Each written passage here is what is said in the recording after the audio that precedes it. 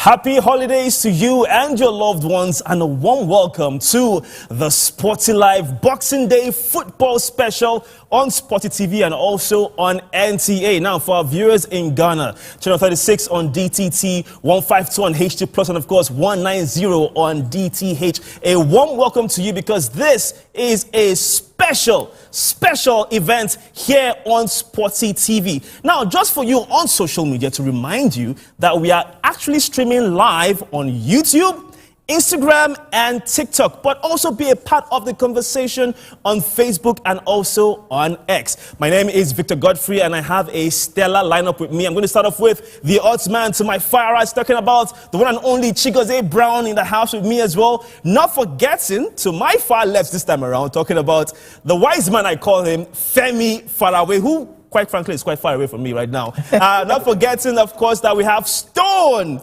Stone Avenue is very much with us to my right, very close by in the house as well. And of course, we have the Nigerian football legend, none other than Ifeanyi Udeze, who is also here as well. I can assure you, everybody has had a fantastic Christmas and we are ready to enjoy the best of football. Talking about the English Premier League, as you know, Boxing Day is always a special day in the Premier League because you have so many fixtures already. We have a result that is, of course, getting the tongues wagging. Before we went live, somebody was saying some things. I won't say that live television. But let's take a look now at some of the fixtures that we have for you today here on the SportyLive football special. Of course, the Boxing Day football special. Of course, we have Bournemouth taking on Crystal Palace. On duty for that one will be the one and only Ifeanyi Udeze. Chelsea takes on Fulham, and of course, Femi Faraway will be helping us out with that. Newcastle takes on Aston Villa. We do have our main man in talking about, Brown on that duty as well. Then you have Forest and Tottenham. That's my duty. And then Southampton will be taking on West Ham. We'll have Stone on that duty as well. Basically, what we are trying to do today is basically giving you live updates as these games are taking place. But let's take a look now at the English Premier League table. Lots of moving and shaking going on right now. Obviously, Liverpool very much at the top, Chelsea second place. Chelsea will tell you that, oh no, we're not in the title race. Arsenal, who very much want to be in the title race, are in third place. Forest, question is, how did they get there? They are in fourth. Bournemouth, Man City, fifth and sixth respectively. Of course, City with that draw against Everton in the early kickoff today. Aston Villa, Newcastle and Fulham with Brighton wrap up the top 10 and top half of the English Premier League table. A look now at the second half of the table to see how things stand. You have Spurs, Brentford, and look out there, United still in the 13th position. Well, in the second half of the table, they're kind of third place anyway. You have West Ham in 14th, Everton in 15th, Brown, look at me. Crystal Palace, Leicester City, and of course, Wolverhampton Wanderers, Ipswich Town, and Southampton, of course, make up the bottom three of the English Premier League table. Let me throw this question now to the guys in the studio. Quick question, how was Christmas for everyone? Guys, how are you feeling? Looking excited for this one? Yes, I'm very excited. Christmas had a lot of work. Boxing Day has a lot of work as well. But at the very least, this one is fun. We get to watch some really interesting football. Have fun now. I know you have a lot to say. Just minimize it. How was your Christmas, by the way? Christmas was exciting, but Boxing Day, with this draw is exciting to me. I'm just excited. Yeah, we'll talk about that. I know what you want to talk about. We'll get there in a minute. I'm so excited. Are you excited? I am excited. I'm looking forward to it. Ifeanyi Udeze. Yeah. That was Christmas. Well, for me, Christmas is a little bit boring. Oh, well. Yes, a little. I don't get good to kids. Go today, I go happy. Yes, now. Even chicken. Oh my God! These days, I saw someone there. Yeah. That was yesterday, Christmas Day. You know what he told me? What? He said, "Chairman, please help me. Me and my neighbor want to collab and buy one chicken and share the chicken." And he will take off. I'll take off. I say, "What? You don't reach like that." I think I agree. Yes, I agree. Old layers about 15K and okay. Well, before talking about the economics of Christmas, let's quickly get to. I don't get money. Buy me chicken. I had a very simple day. I read a novel yesterday. Oh, okay, Femi. You just have to. I had to. I had to because everyone else had. I don't know. I read a novel yesterday. Well, you can clearly say that I actually had a great time because I'm still in my Christmas colors. This is my Christmas best from yesterday. So, of course, like we said, Merry Christmas to everyone. everyone in arrears in this case. Now we have to go on a quick break, and when we come back, we shall now be breaking down all the talking points leading up to kickoff of all the games we've just mentioned here on the SportyLive Boxing Day Football Special.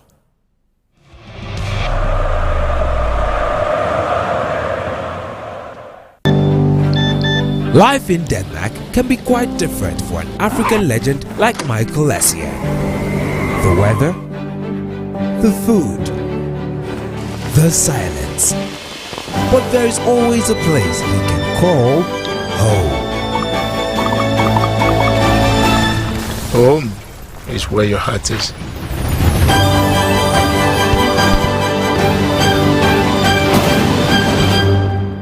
When did you do all this?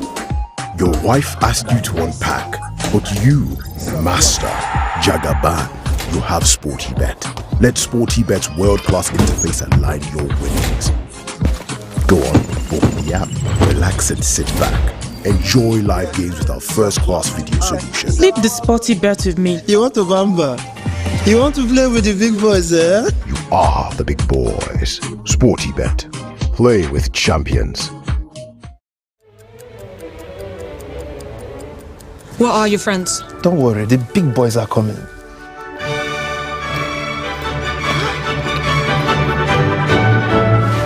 I will stay loyal to you as I am to SportyBet. I will keep you safe and secure like Sporty does my winnings. I will share my booking codes with you and only you. I will...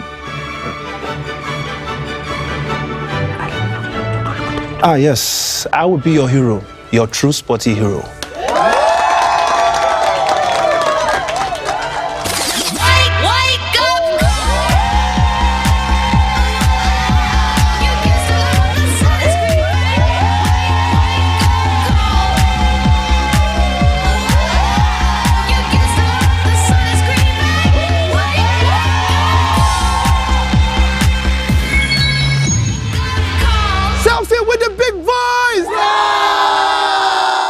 Life is about moments of friendship, the moments we share, and the moments together, moments that constantly inspire us to move forward. We believe everyone has their moments. Create your own moments with M Sport. M Sport, more than sport.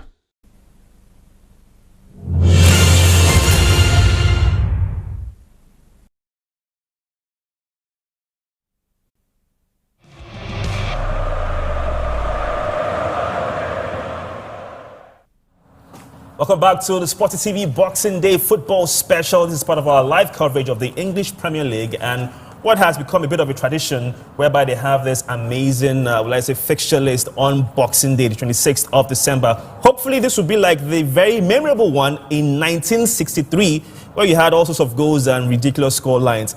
Still very much in the company of Brown, Stone, Ifeanyi Udeze, and of course Femi Faraway. Our very first game we want to talk about now is the game at Stamford Bridge. Femi, that's your game.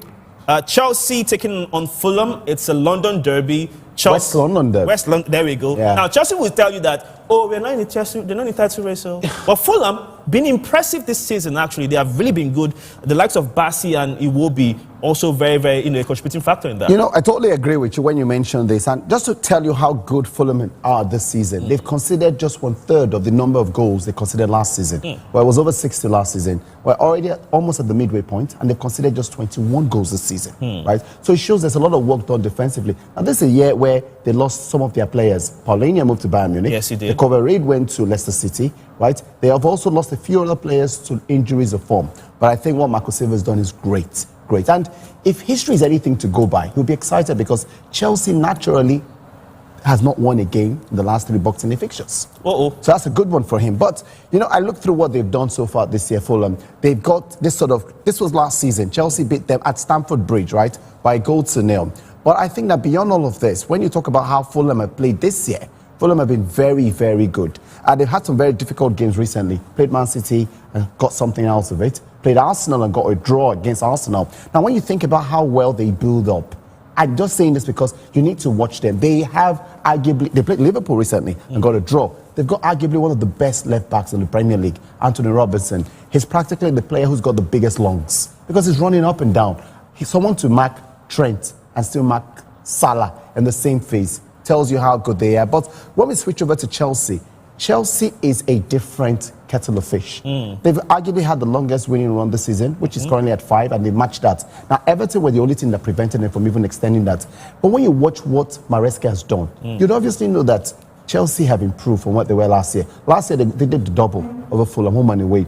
But this year, while they're not on the same sort of winning run, when I mean winning run, like beat teams as they come, because they've lost to some of the bigger teams. But can we say this? Because I know it's almost like banter now, but are Chelsea in the title race? Can they do it? They are in the title race. You cannot be, no, but Victor, you cannot be second on the table and say you're not in the title race. But that's what the manager said. Let me just make you, let me excite you just with this.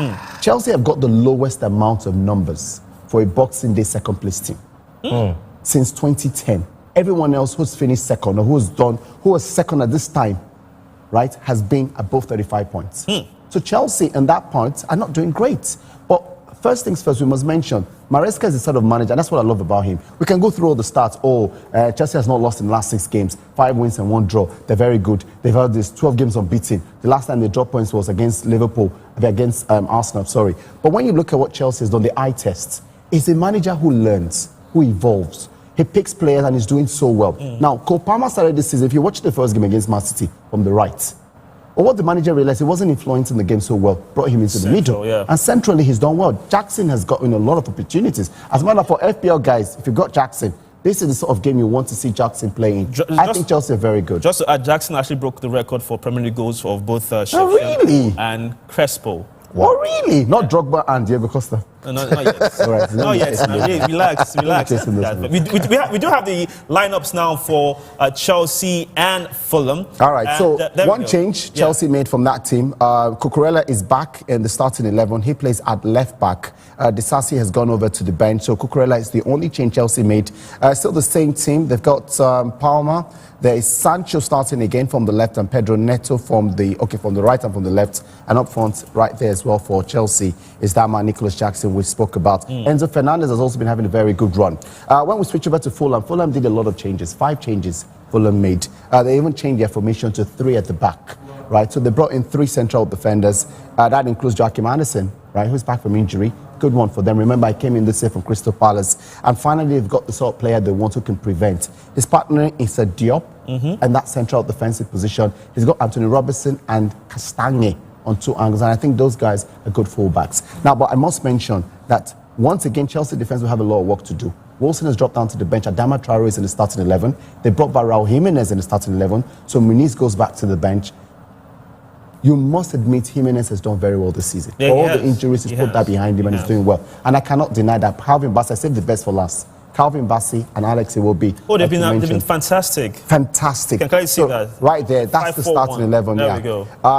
Watch out for Alex Iwobi. He picks different positions during the game. If he start off on the left, just drift into the middle, goes to the right, wherever support is needed to ensure they overload one part. Against Liverpool, he did a lot of that. Moved from the right to the left, where himself and Robinson overloaded that right side of Liverpool's defense to go 2-1 against the right back. So I think they've got a very good team. Watch out for the style of play. The manager also does a good job at it. Well, that's very, very extensive there from Femi Faraway, who is a bit far away from me. But then again, hopefully we get to see an entertaining game between Chelsea and Fulham at the Bridge. Next up will be Newcastle and Aston Villa. And that's, of course, the odds man himself, Chigozie Brown. Thoughts on this one? Because, Aston Villa beats Man City. Part of the Christmas giveaway that City were giving everybody, even today. Gave away 3 points last time out. Newcastle, interesting form. Isak seems to be picking up form. Your thoughts on this one? Is this going to be an entertaining game with goals expected, hopefully? What are the odds? Of all the games, I think that, of all the games we're covering today, I think that this is the most balanced game. Okay, Brown, if one more Thanos reference again. One more Thanos reference. I didn't even think of that. What is balanced again? No, because, they're 7th and 8th. So they're the closest to each other when it comes to, just both of all the games. You don't expect this game to be one-sided at the very least, like how you expect maybe the Chelsea-Fulham game to potentially be. And it's not a game that you look at and say that, this game is not going to have a lot of goals. Because when you look at these two sides, they do have the quality to hit you, and they will punish you ruthlessly. The last time these two guys met, I think last season, it was literally both ends of end-to-end stuff. And you could see that now, while we might not be seeing the same players on display, what you can be sure of is that there is no drop in quality at the very least. In fact, in my opinion, I think that there might be a lot more quality, in fact. And look at this man who scored 2 goals, Alexander Isak. When he left the La Liga, I was so happy. I know, you said that. I was ecstatic. Now, here's why. And Newcastle have realized something. And I think the entirety of even FPL managers have realized, considering the fact that he's been the most bought player for game week 18. Yeah. Everybody loves Isak. He should be a show on Premier League TV because, I mean, he's really good. He's one of those players. And I think that Newcastle United, in my opinion, I think that Newcastle United have a problem. They've had a problem this season with not finishing. Their game against Liverpool, they could have easily gone on to win that game. You would see clear-cut chances that he just didn't put away. Self-same Isak that everybody, and because they get into great positions. Now, when you look at an Aston Villa side who, even when they are under the cosh, like you mentioned, they beat City. And in as much as City are doing bonanza and giving away for Christmas, it's not an easy job to beat Manchester City. And, you know, they've got players that are in form as well. John Duran, he's I don't know about that. It's easy. Actually, playable. Oh, come on. You know, out there as a Man fan. Now, when you look at these two teams, you notice that they have fundamentally different philosophies from the managers, right? For a Newcastle United, it's more quick hitting. It's less build up and more gets the ball, you know, to dangerous areas up front. They're playing a 4-3-3 formation right now. Eddie Howe doesn't change. He doesn't change his ways. He knows how to get what he wants. Wisdom. I saw that there. Wisdom. You should have seen that coming. But yes, Eddie Howe, most definitely. You've got one thing, in my opinion, I feel like, is I keep having a problem with is seeing Jacob Murphy in that lineup. Well, he was impressive last time out. But relax. I was going somewhere, right? So now, but Jacob Murphy, not just last time out. It's so weird. From the eye test, you might not see the impact he has. Yeah. But for the last 3 games, he's had at the very least 2 goal contributions for Newcastle United. So you can, while I might not agree with it because I feel like Almiron is a more dynamic player, Almiron by the bench starts on the bench. No, I think Almiron has the greater opportunity to single-handedly break open a game. What I think, in my opinion, in comparison to Jacob Murphy. That sort of player, his work rate is a lot. He's helping defensively and he's going forward to contribute with numbers. Talking about Murphy. Yeah, so that's what I love about him. My problem is flamboyant too. Shakara. So my problem is, but he also misses on the other hand, sometimes. Exactly. Even the best. So the best. His consistency is a problem. Now he's not the best, so I'm not going to hold him to the standards of the best in quotes. But what I will say, to be a large extent, is that I think that that forward line for Newcastle United are going to put a lot of pressure on Aston Villa because of the pace that they bring and just the ability to create from nothing. Now, when you move to Aston Villa, on the other hand, we have John Duran. They've got so many players that could potentially actually cause havoc in this Newcastle lineup that we've seen that Newcastle's defense is not the absolute best. Right? John Duran, I expect to see him get into great positions in this game. He has kept Watkins out of the starting lineup. And this is an Ollie Watkins that, to a large extent, impressed at the Euros. You know, last season was phenomenal. All of a sudden, he can't make it into the lineup. John Duran has been having a phenomenal time. Emiliano Martinez at the back is going to be a problem. Already for a Newcastle United side who are finding it difficult to finish. You're now facing off against an Emiliano Martinez who is an Ogolobo. It's about to be a league game. It's about to be a league game. My Argentines are there. Are you playing? Okay, now let's talk about the next game, which has Stone on duty. Southampton taking on West Ham United at St. Mary's. Now, of course, Southampton have a new manager. West Ham, again, Lopetegui, he came with so much promise. There was so much hype around him, like, okay, he would take them from level of, David Moyes to the next level. But to be honest, these two teams one has been very poor, the other hasn't really performed up to expectations. If you look at the last 5 games, right, you look at 1 win between both of them. That's the first thing you become concerned, right? So you have 4 losses, 1 draw, and then you have 1 win, 2 draws, and 2 losses.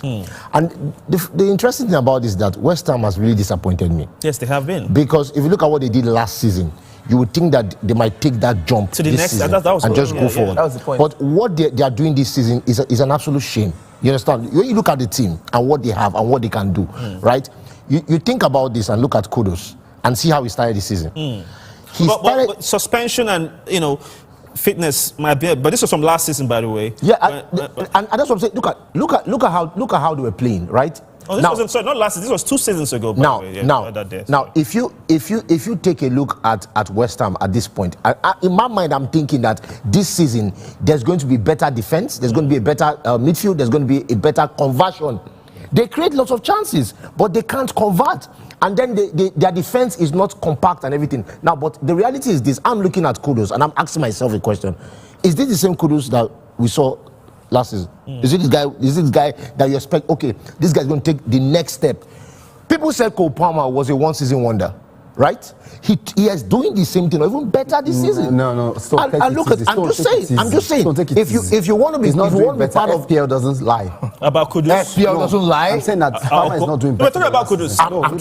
I'm talking about Kudus in comparison to Palmer. Why you mentioned the suspension, and I agree with you. Yes. Kudus' numbers have picked. Remember, I scored in the last game against Brighton. Yes.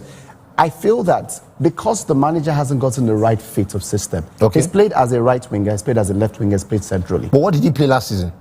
Last season, what he did majorly was play centrally. Okay. Right? Was given a free roll. Yes, but now, because of the injuries to their forward Fulkrug, right, it means that Bowen goes forward, he goes right. But Fulkrug is back right now. So Fulkrug started the last game. He's starting was substituted. Was substituted. Okay. Talking about the starting line. I just want to mention very quickly that Southampton have a new manager. This is his first game. Yes, yes. That's a very good so we can see that. When I look at this Southampton team, what I'm looking at right now is Paul Onuachu. That's the person I'm looking at, right? Because first of all, I have to talk from a Nigerian perspective, yes, you do. right? That's number one.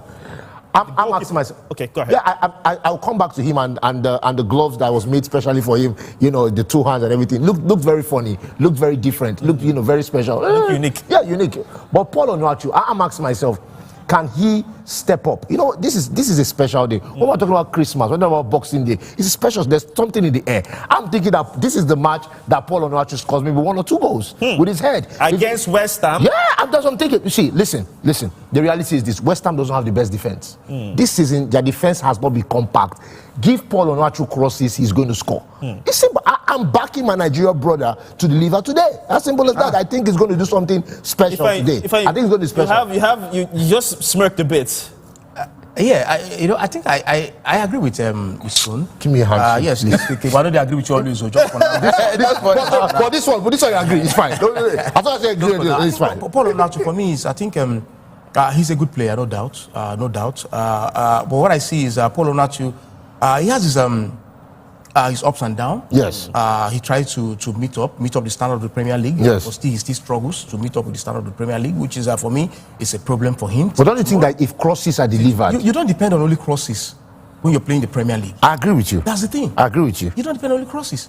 As a striker, as a football player, you must also know that yes, you play the ball on the ground these days.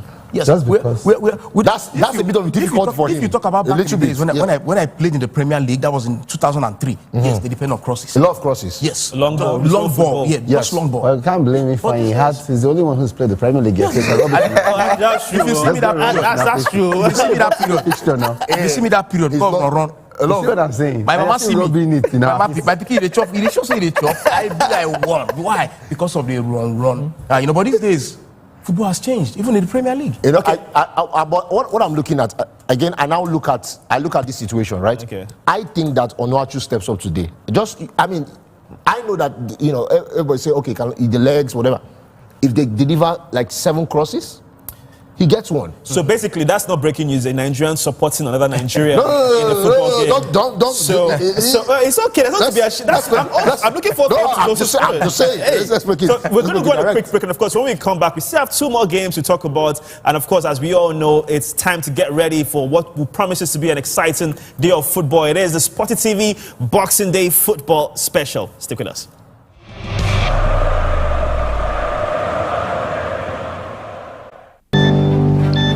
Life in Denmark can be quite different for an African legend like Michael Essien. The weather, the food, the silence. But there is always a place you can call home. Home is where your heart is.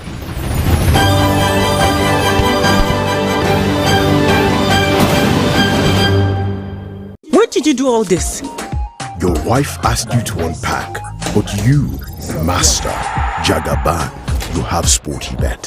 Let SportyBet's world-class interface align your winnings. Go on, open the app, relax and sit back. Enjoy live games with our first-class video solution. Leave the sporty bet with me. You want to bamba? You want to play with the big boys, eh? You are the big boys. SportyBet. Play with champions. What are your friends? Don't worry, the big boys are coming.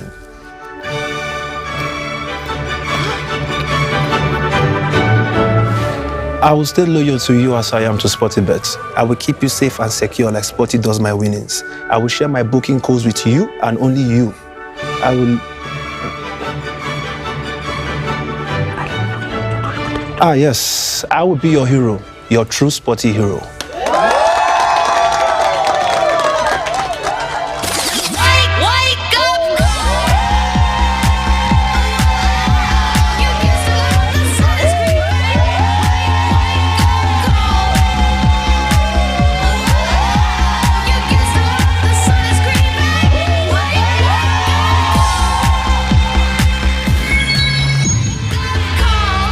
With the big boys! New user. Warriors. Assemble. Activating the Special One experience. Push. It's a multi-bet. We need to give 1000%. We always push to the limit. It's 2 goals up, boss. Cash out. Cash out. Let's go! I am Jose Mourinho. I am football.com.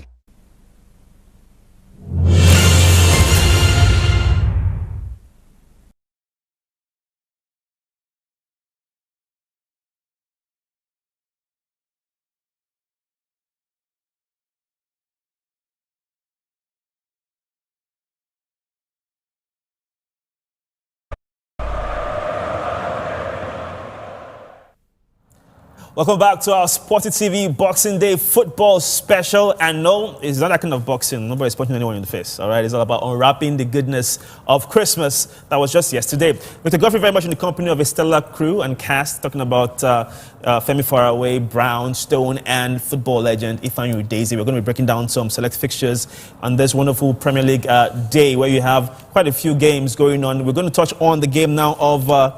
Ifeanyi Udeze, you have Bournemouth taking on Crystal Palace. Bournemouth from that victory over United last time out, looking good, feeling good.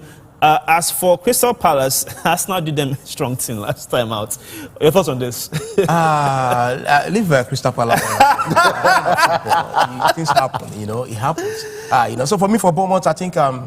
for me, I don't know, but I think this time around I'm a big fan of Bournemouth. And Clivers, right? Big fan of Bournemouth, that's the truth. Because the way they played this season, they show that, yes, they are here to compete. Look at a team like Bournemouth, 5th in the EPL table, 5th in the EPL table. I mean, that tells us something. That tells us that, yes, Bournemouth are not here to play. They're here to see if they can get a ticket maybe for a Champions League or even... Champions League? Come on now. You never can That's a bit of a stretch now. I know it's Boxing Day, but come on. The year Leicester won the league, would you have believed that they would win the league?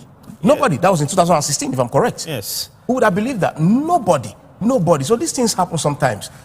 So for me, I think Bournemouth, I want to see them play good football today. Also with Crystal Palace. We have I have my Nigerian brother playing for Crystal Palace. I don't think he's a Nigerian. Yeah, he's a Nigerian. He's a Nigerian. Who does he play for? He plays for England. There you go. He's an Englishman. What's his name? What's his name?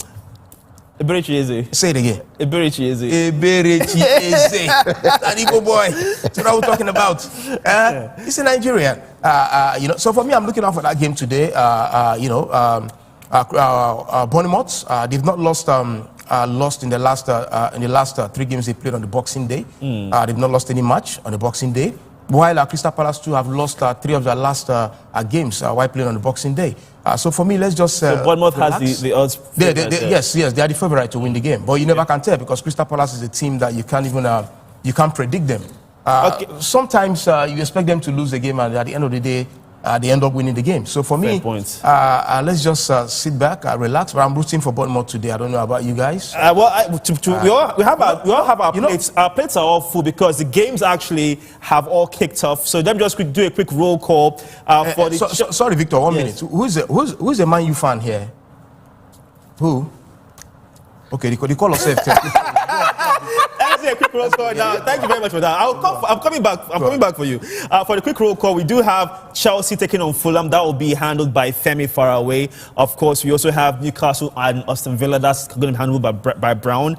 Southampton taking on West Ham will be handled by Stone. And of course, Ifeanyi Udeze will handle Bournemouth taking on Crystal Palace. While yours truly will be taking on the game between Forest and Tottenham Hotspur. So we do have kickoff across the grounds, and we'll be giving you live updates with each sporting action as it happens. Want to throw a quick question down to the guys on the table. Man City and their current funk 1-1 against Everton at home. Nobody saw that coming. Question now is, what is really going on at City, to be honest? They're not sitting out games. And everyone, I'm surprised, you're the one who didn't see that coming. City have been dropping points all around. Yeah, but it's Everton, though. And by the way, credit to Everton, they've had draws against big teams like Chelsea, Arsenal, and, Everton have gotten into that point where they're very good at what they do now. Okay, I think I'm getting word that there's news from the St. James's Park, the Geordies. I think that a goal has been scored. Brown, have any updates? Yes, so actually, for Newcastle United, we've seen that Anthony Gordon has actually managed to get something for Newcastle United. Remember when we mentioned how dynamic that forward line can be? The ball was nicked in the center circle, and then I think he got to Joe Linton in the final third. And Anthony Gordon picks up the ball from the right-hand side, cuts onto his right foot, and unleashes an absolute bullet inside 90 seconds. Newcastle United have just been absolutely phenomenal when it comes to goal scoring, even though they've missed quite a few. But, it's mind-boggling. That particular goal was literally from nothing to something. Newcastle United, within 3 or 4, players getting touches to the ball, they nick the ball in the center circle, get the ball to Joe Linton. He carries the ball into the final third, lays it off to Anthony Gordon, and then, the left back makes an overlapping run, takes away a player or two, giving Anthony Gordon enough space. As soon as he cuts it onto his right foot, you know exactly what he wants to do, and that's to unleash a strike. And the game hasn't even started. Like we said, inside 90 minutes, just inside the 18-yard, inside 90 seconds, just inside the 18-yard area, and he just curls it. It's such a lovely goal. And Newcastle are 1 goal up against Aston Villa. Now there's an update as well from St. Mary's. Stone, I think there was a chance for West Ham in the early seconds of the game as well. I think what they're trying to do is trying to test if Ramsdale truly nasty goalkeeper. You stop saying, because that special, when you do scouting report and you hear about that special this, you'll be like, if I can test him outside the box. And that's what Bowen did, outside the box shot, but it was a little bit over the bar. But I think they're going to keep trying that shot and see, maybe he slips and something happens, and maybe they get a goal. But yeah, it's going to be interesting to see. Exciting start to games across. But sorry, didn't I tell you guys that this game was going to be the most balanced game? I can't wait for Aston Villa to score. Oh, I'm just saying, I'm about to have a lot of fun today. Just to add to that, an exciting start to proceedings here on the SportyTV Boxing Day Football Special. Of course, we're having 5 games covered right here with myself and the pundits in the studio.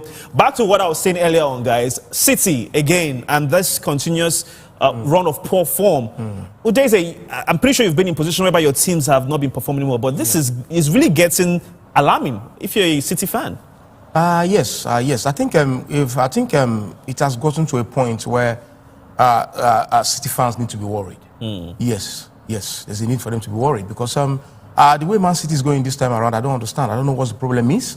But we've seen players like Phil Foden and 1 or 2 other players pointing fingers at Pep Guardiola, letting him know that yes, it's the problem that Man City are having presently now. I don't know what the problem is, but I think for me, if you ask me, if I'm Pep, for now, I'll just resign. He reached like that. Stone, you agree with that sentiment to resign? You know why I said so? No. He's a good coach for City, no doubt. He's a good coach. You know why I said so? Why? For him to just go and clear his head. Oh, but Stone, you agree with that thought? Just go and clear his head. That he should resign? I've said this thing. If he doesn't resign, he said, sack him. No. I'm going to make this as clear as possible because sometimes we try to just monkey around and go around stuff. 13 games, 1 win. If it was Ancelotti, he cannot even go 6. Let him try to do 6 games with 1 win. Ancelotti, they will sack him. Which of the Ancelottis? Let him try. Which of the Ancelotti? Ancelotti at Everton or Ancelotti at Real Madrid? Ancelotti, because when he was at Everton, never won 12 games. No, when he was at Everton, despite all the players with he 1 got, win. look, I think that comparison is not a fair thing, and we need to understand that. Look, City are in a very bad place, but remember, he's got credit in the bank. And that credit in the bank has to count for something. Let that credit in the bank. I just want to mention this thing. We're saying City, and I understand because obviously the manager needs to, he needs to also coach, so to speak. Okay, well, I've just been given word that, again, lots of action taking place at St. Mary's. Stone, an update? I mean, it's just, shocking that they didn't score. You understand? That's West Ham? Yeah, I mean, at this point, I think they are certain that Ramsdale is not 100%. Because what we have, there was a free kick, there was different things. They're attacking from the right, and you see the way they're coming. Sometimes they can't stop them. So Southampton under the coach now, as we say in Nigeria, they press them. They are trying to play out from the back, and that's the problem. So they play out from the back, then isn't that the bane of modern football? Yeah, but everybody playing out from the back. Yeah, they say, would you have thrived in that era? Of course, why not? Oh, hello. Do you know that the attack was from the right and square played, and then Ramsdale with a strong hand saving the ball. But you see, the point is that I think they know that there's a weakness there. And playing out from the back, they're being pursued everywhere. And they don't have the personnel to do it. If not the personnel, do what you are good at.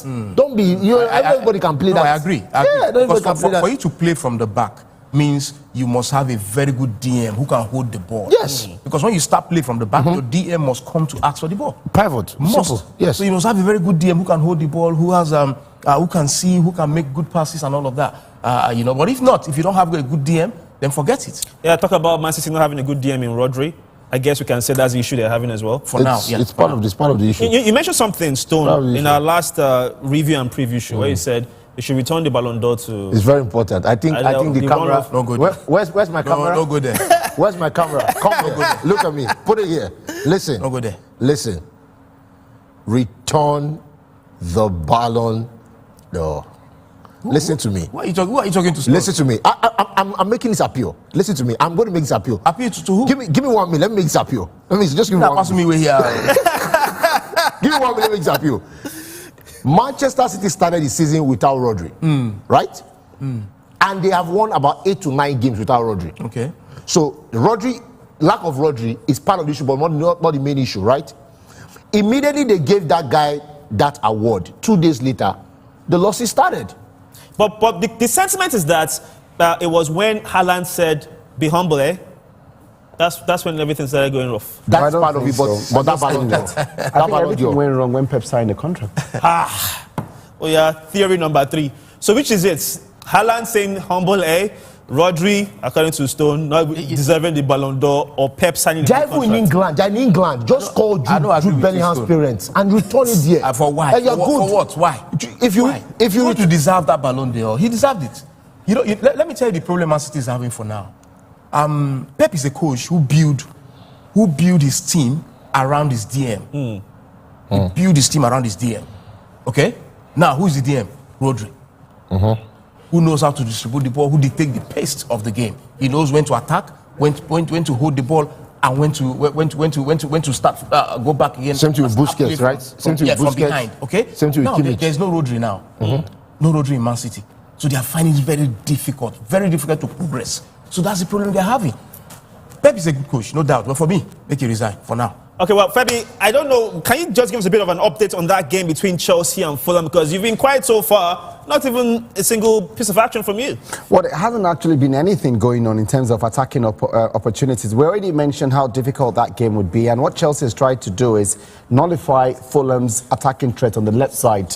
Now, we've seen a lot of attacking runs coming through from Anthony Robinson, but nothing really, because Chelsea had put not just the right back, Malo Gusto, but also Pedro Neto to close that point. Alex Iwobi has also been there from some sort of support, but the best opportunity for Chelsea has come from the other end, where Sancho created a lovely opportunity into the box. Unfortunately, the defense of Fulham marshaled him out. Now, I must tell you this, that the last time Fulham played 3 at the back was against Manchester City. So we're up for a game where Fulham will get stuck in and ensure they try to deny Chelsea time and space on the ball. I must also sneak this in, that we haven't seen a lot of Cole Palmer on the ball. It just tells you how well Fulham have prevented him from operating there. So we've gotten the first opportunity from Fulham, but Sanchez, the goalkeeper, was there to pick it up from the cross. And Victor, think about it this season. The left back of Fulham, talking about Robinson, already has about 5 assists in the Premier League, right? It just tells you how good. And none of those, his XA, that's talking about his assists, he's done so good. I expected it was supposed to be 2, but he's done very well to increase it to 6 this season. So I've seen a lot of those coming through for him. Let's see if there's anything coming up from Fulham. Okay, well, there you have it. That's the update on the game between Chelsea and Fulham, a London derby, if you will. Also here, we have Forest and Tottenham. There was a strike from Son that really didn't trouble the goalkeeper that much. And at the City ground, it's still goalless. Just 5 minutes into this one between Nottingham Forest and Tottenham Hotspur.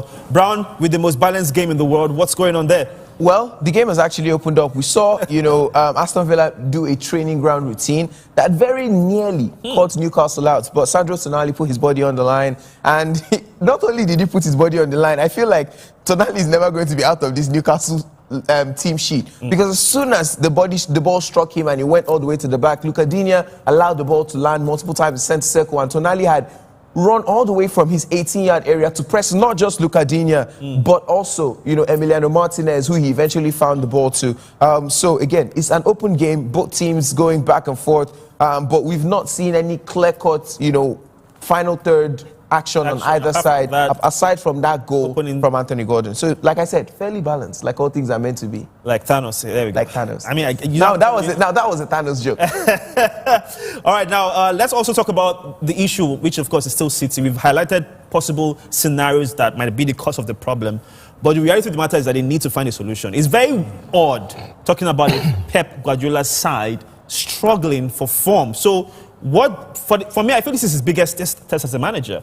What should he do? What's the solution? You said resign. I don't know about that, though. I think if you want to go practically, right? A lot of the players, you look at the fact that the morale seems to be down at this moment. Yeah. If Haaland he just won the title. Yeah, I know.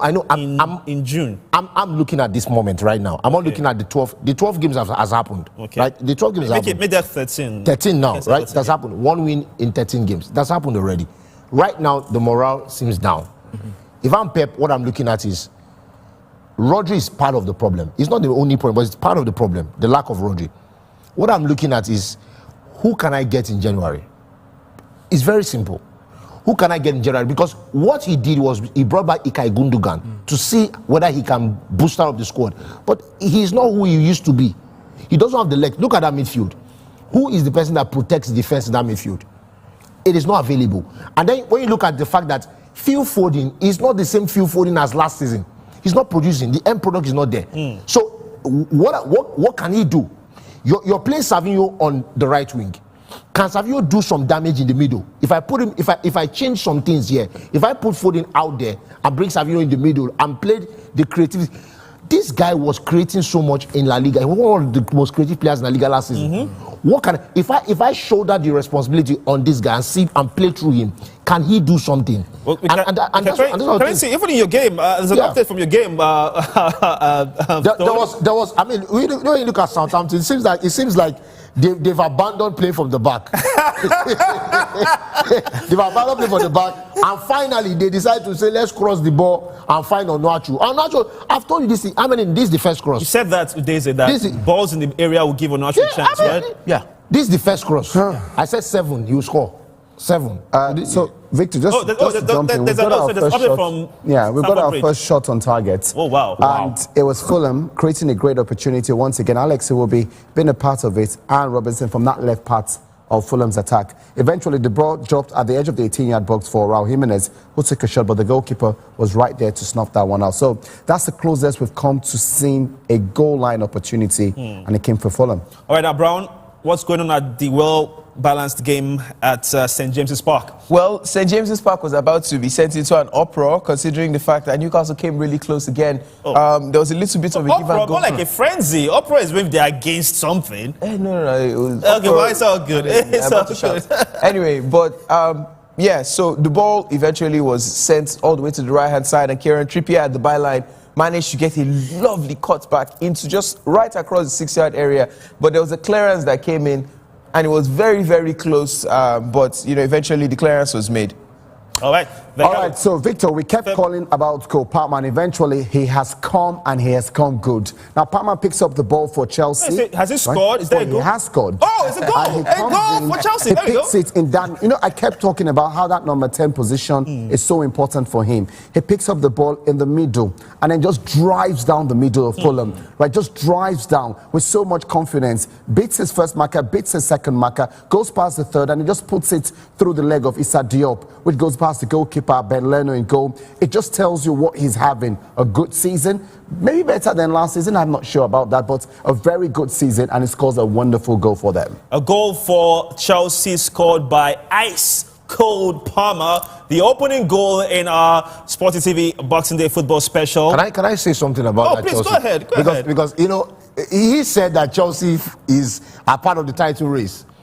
I'm here as a representative of the Blue Commission of worldwide to tell you right now that we are not in the title race. What we are doing now is a 3-point donation. Give us your 3 points, and that's all we want. Once you donate your 3 points to us, we are out. If at the end of the season we are the highest points and you say we want to give you the title, we don't mind. Give the title to Arsenal, give it to Man U, give it to City. Okay, so now all of a sudden you're a Chelsea fan, but I just before we continue the conversation, just a quick pause. But there was a chance at the City ground for Nottingham Forest as they came pretty close. Callum Hudson-Odoi running down the channel, cutting in with his favorite right foot, and just curls the ball way wide off the goal of Fraser Foster. So it's still goalless at the City ground. Just to continue that conversation, I didn't know you're a Chelsea fan. All of a sudden, when did you become a Chelsea fan? I'm a representative of the Blue Nation. I'm not a Chelsea fan. You should be Blue Nation again. So the Blue Nation is the people that believe that we all just collect donation. 3 points. We are not in any title race. Listen, I know one of your Lagos chairman chapter. Okay. Is literally behind the camera right now. That's what I'm saying. We don't even know what title. If you ask our players, they say they don't know what title race is. How he tells you is that, oh, listen, it's just a point to avoid relegation. We don't know. That's what I'm saying. We are trying. See, once we avoid the relegation, by the end of the season, if you say, okay, the title belongs to you. Oh, that's the bonus. You know how amazing. You know how funny this is, Stone. When you think about how well Chelsea have invested in the squad, the amount of players that is bought, and you always say, just want to escape relegation. I think at some point the project has to start delivering results. And the Todd Bowley group have bought this team for about 2 years, right? A lot of the players. Okay, we almost had an opportunity there, but well, eventually you can run through it and you come back to your. Well, eventually the goalkeeper or the referee has called it for a foul. It just seems as though that Chelsea, Fulham were trying to pass out of the back. Ben Leno, in his opportunity of trying to pass out, sort of kindly dropped the ball in front of Nicholas Jackson.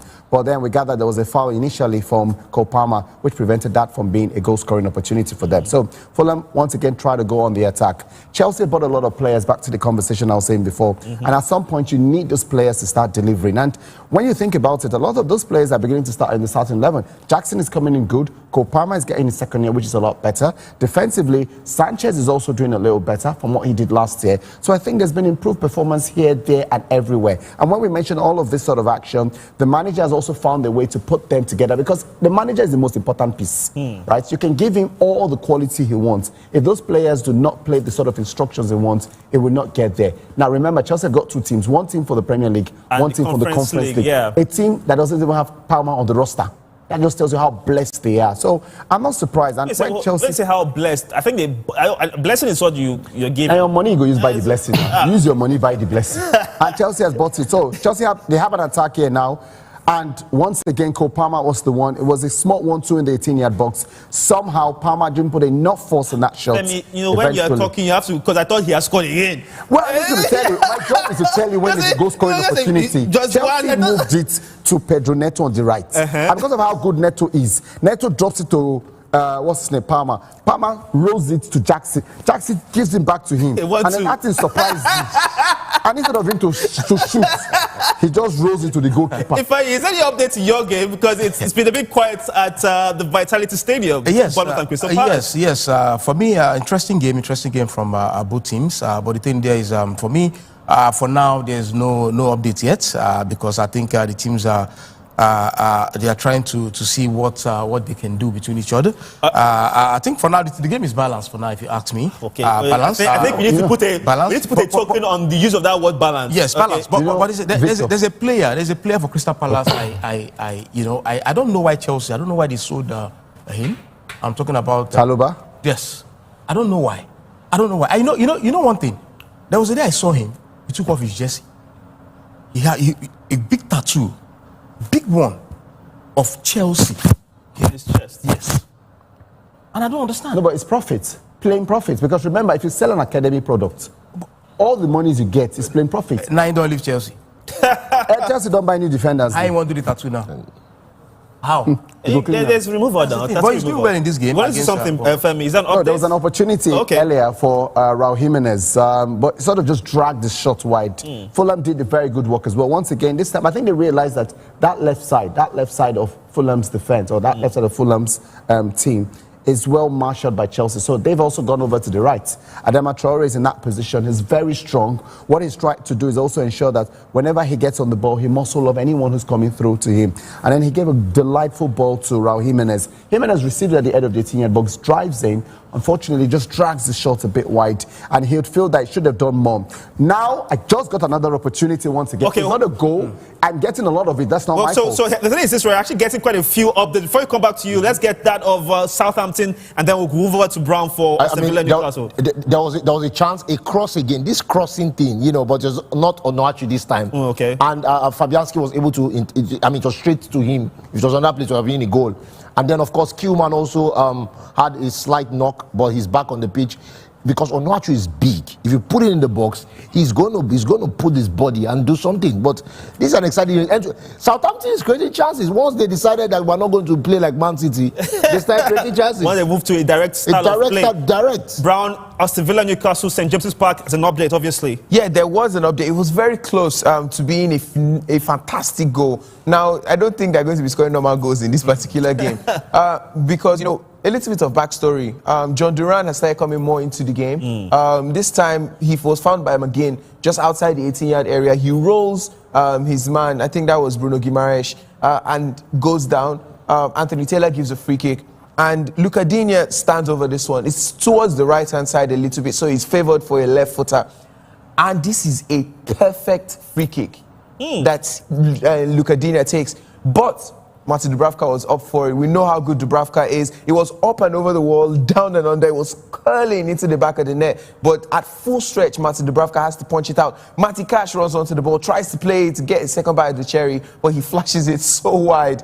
And eventually he goes out for a goal kick. But again, these kinds of situations have started coming more and more frequently. We've seen John Duran with a hold-up play and just getting into great positions, and hopefully we get to see another goal. But we've seen two bookings now. The first one came for Matty Cash.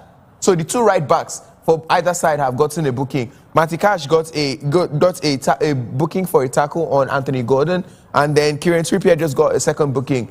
Just got a booking for a tackle as well. So both right backs are actually booked now. So quite a feisty affair right there at St. James's Park between Newcastle United and Aston Villa. Just to add to what Brown said, Luca Digne has actually had the most biggest chances created, last 10 chances created for Aston Villa as well. So he's a key player in that fixture. Femi, you were going to say something with an update with Chelsea and Fulham at Stamford Bridge. The only game so far that has given us a goal. Well, the funny thing about this game is that, Victor, is bringing out a lot of opportunities. Second game to give us a goal, sorry. It's giving us a lot of opportunities. Finally, I've been mentioning time and time again that for Chelsea to tick, they need Cole Palmer a lot on the ball. And once again, got an opportunity, edge of the 18-yard box, drives into the box, nutmegs his opponent, gets a good scoring opportunity. Unfortunately, the goalkeeper comes through. Now, I've noticed a pattern for Fulham here. While they are concentrating a lot of their attacks on the left, which I mentioned time and time again, right? Like there's now a system they're trying to deploy to try and get them what they want. Now, I mentioned how good Anthony Robertson is, right?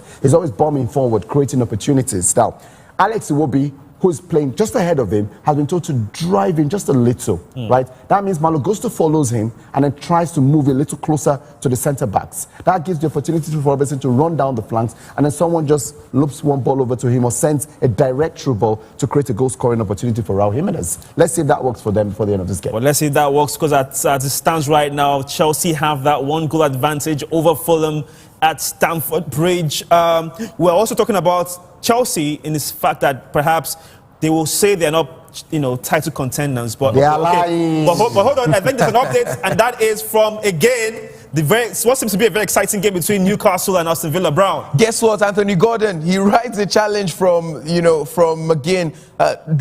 Lewis Hall makes a run to the left-hand side, and then Anthony Gordon whips in a cross. This time trying to be provider to Joe Linton's goal scorer, but he goes straight to Emiliano Martinez, but it was a lovely cross. And then Joe Linton managed to get ahead to it, so it was a really good chance, but it didn't end up in a goal. Just another save, this time for Emiliano Martinez. Look, another update. Oh, hold on. There's another update again from St. Mary's, and it's Southampton West Ham. I think this match is good. It's Fabianski versus Ramsdale. I think that's exactly what is happening, because it's from one save to another. And we are right now. There's another action again, but Fabianski with a save just earlier. And what we are seeing now is the goalkeeper stepping up. At the beginning of the game, it was Ramsdale trying to test whether, the glove is working. Yeah, But now they are testing Fabianski. And Fabianski, I mean, when you look at the balls that have been given, his own is not just maybe directly to him. Ramsdale has had to dive and stuff. But his own is directly to him. But I'm looking at a situation whereby if they can give the right cross and Onuachu can just position it in one of the corners, I think is a goal, right? So you would say it's an impressive start for Southampton, given the fact that they've been very poor so far this season. I was shocked at the beginning of the match. They were trying to play from the back, which was bad, terrible. We're losing the ball, all this kind of. Then they became direct, playing the ball on the wings, fast balls, all this kind of stuff, and then all of a sudden.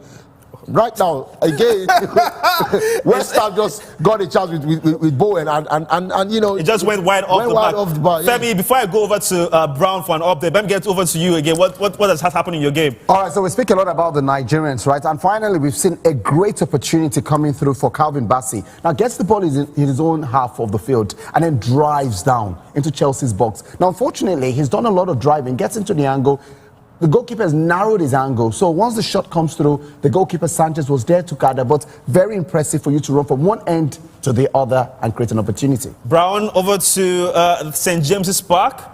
Yeah, I just want to say Lewis Hall and Anthony Gordon are causing problems on the left-hand side of the attack. Anthony Gordon made another cross that this time was looking to find Bruno Guimaraes inside the 6-yard box. Eventually was a clearance, but he was virtually unmarked. The defender for Aston Villa, I think it was Torres, Pau Torres needed to get ahead to that, and he did get ahead to it. It was eventually cleared. They got a corner kick, which they couldn't really use, but I mean, that again, Anthony Gordon has been an absolute terror for this Aston Villa backline, because you see, the problem with him is he can get to the byline and loop in across with his left foot. He can cut onto his right foot, cross or take a shot. So you really don't know what to expect from Anthony Gordon whenever he's on the ball, and he's been using that to incredible efficiency, especially considering the fact that Lewis Hall is always looking to run off of him, and it's just been a problem because McGinn has been pitching in to try and stop that double teaming that they've been trying to get on Matty Cash, but it's not really been working. All right, now, if I know, you have an update? Yes, Ismail Assar just scored a goal, but the goal disallowed. Oh my God. Offside. Very beautiful goal, but indeed, he was offside. That's the truth. But the good thing is Ismail Assar is in this game. I see him scoring another goal in this game. Okay, wow. Clean goal, clear goal. You never can tell. All right, confident from Ifeanyi Udeze. Just to also let you know that I also have a game I'm covering as well. Right? I haven't said anything about Nottingham Forest and Tottenham Hotspur. So far, so good. It's still goalless, and it's been evenly poised. Yes, action again from. Nottingham have actually scored. Oh, they have? Yes, they have. Oh, okay. I haven't updated that yet here, but obviously I'll get that update as well. It's a bit lagging behind. You know how it is. The phone is the tab is still excited for that one. So hopefully when that happens, yes, I can confirm that a goal has been scored by Nottingham Forest as well. That is actually true by Elanga in the 28th minutes of the game. So Forest have scored the first goal in this one, meaning that in fact all the teams from the odd numbers, 1, 2, 1, 2, and 3. There we go. So Brown's game has a goal. And the goal is a very good goal. I'm just saying it now. Anthony Elanga gets onto the great ball from, what's his name? Morgan Gibbs-White. And then just goes past his marker and slides it in. And you can tell there's a look on his face. There's the determination, what he's got to do to stay onside, stay very close to ensure that he doesn't get onside. And hey, 1-0 up. That just tells you the good work they've done this season. Stone, something has happened over at St. Mary's. I said 7 crosses, Onuachu scoring 1.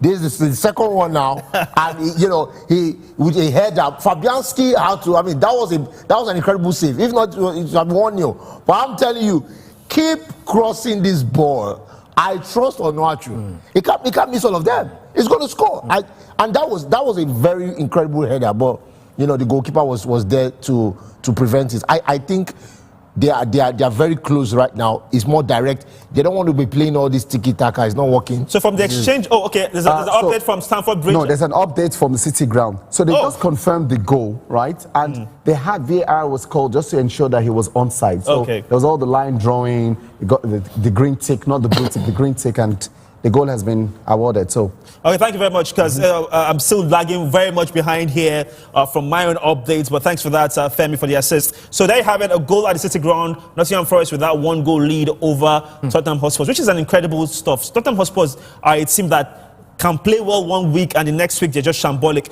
Brown, you have an update from St. James's Park? Emi Martinez needed to make a save. He needed to make a save. It was a free kick this time from Fabian Schär, and the strike went right through the wall. It was creeping into the back of the net, but Emi Martinez was on call for it, and then it just went out. It was going out. And we have a red card. John Duran just got sent off for Aston Villa for a challenge on, I think it was, what's his name now?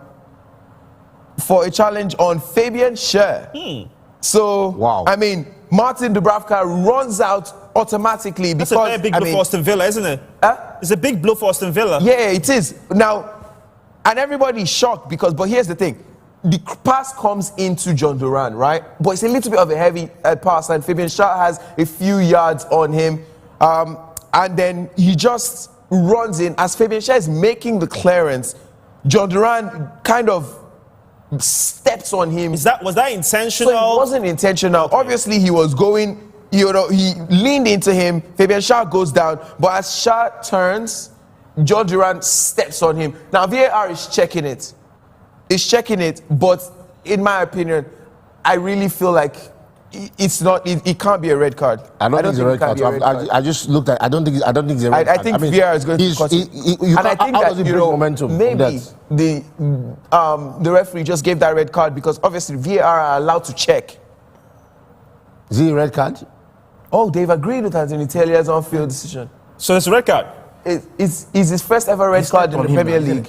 Yeah, but like he couldn't break the momentum. So I can understand it from the point of view of dangerous play. Yeah. But come on, the momentum that they were both running at, there's no way he was going to avoid it. But it comes down to the interpretation of the referees. And if the referee said it was dangerous, I feel like that's a soft red card. It's too soft. I mean, come on. Because, bro, remember the last game we had here where we spoke about, I think it was Real Betis.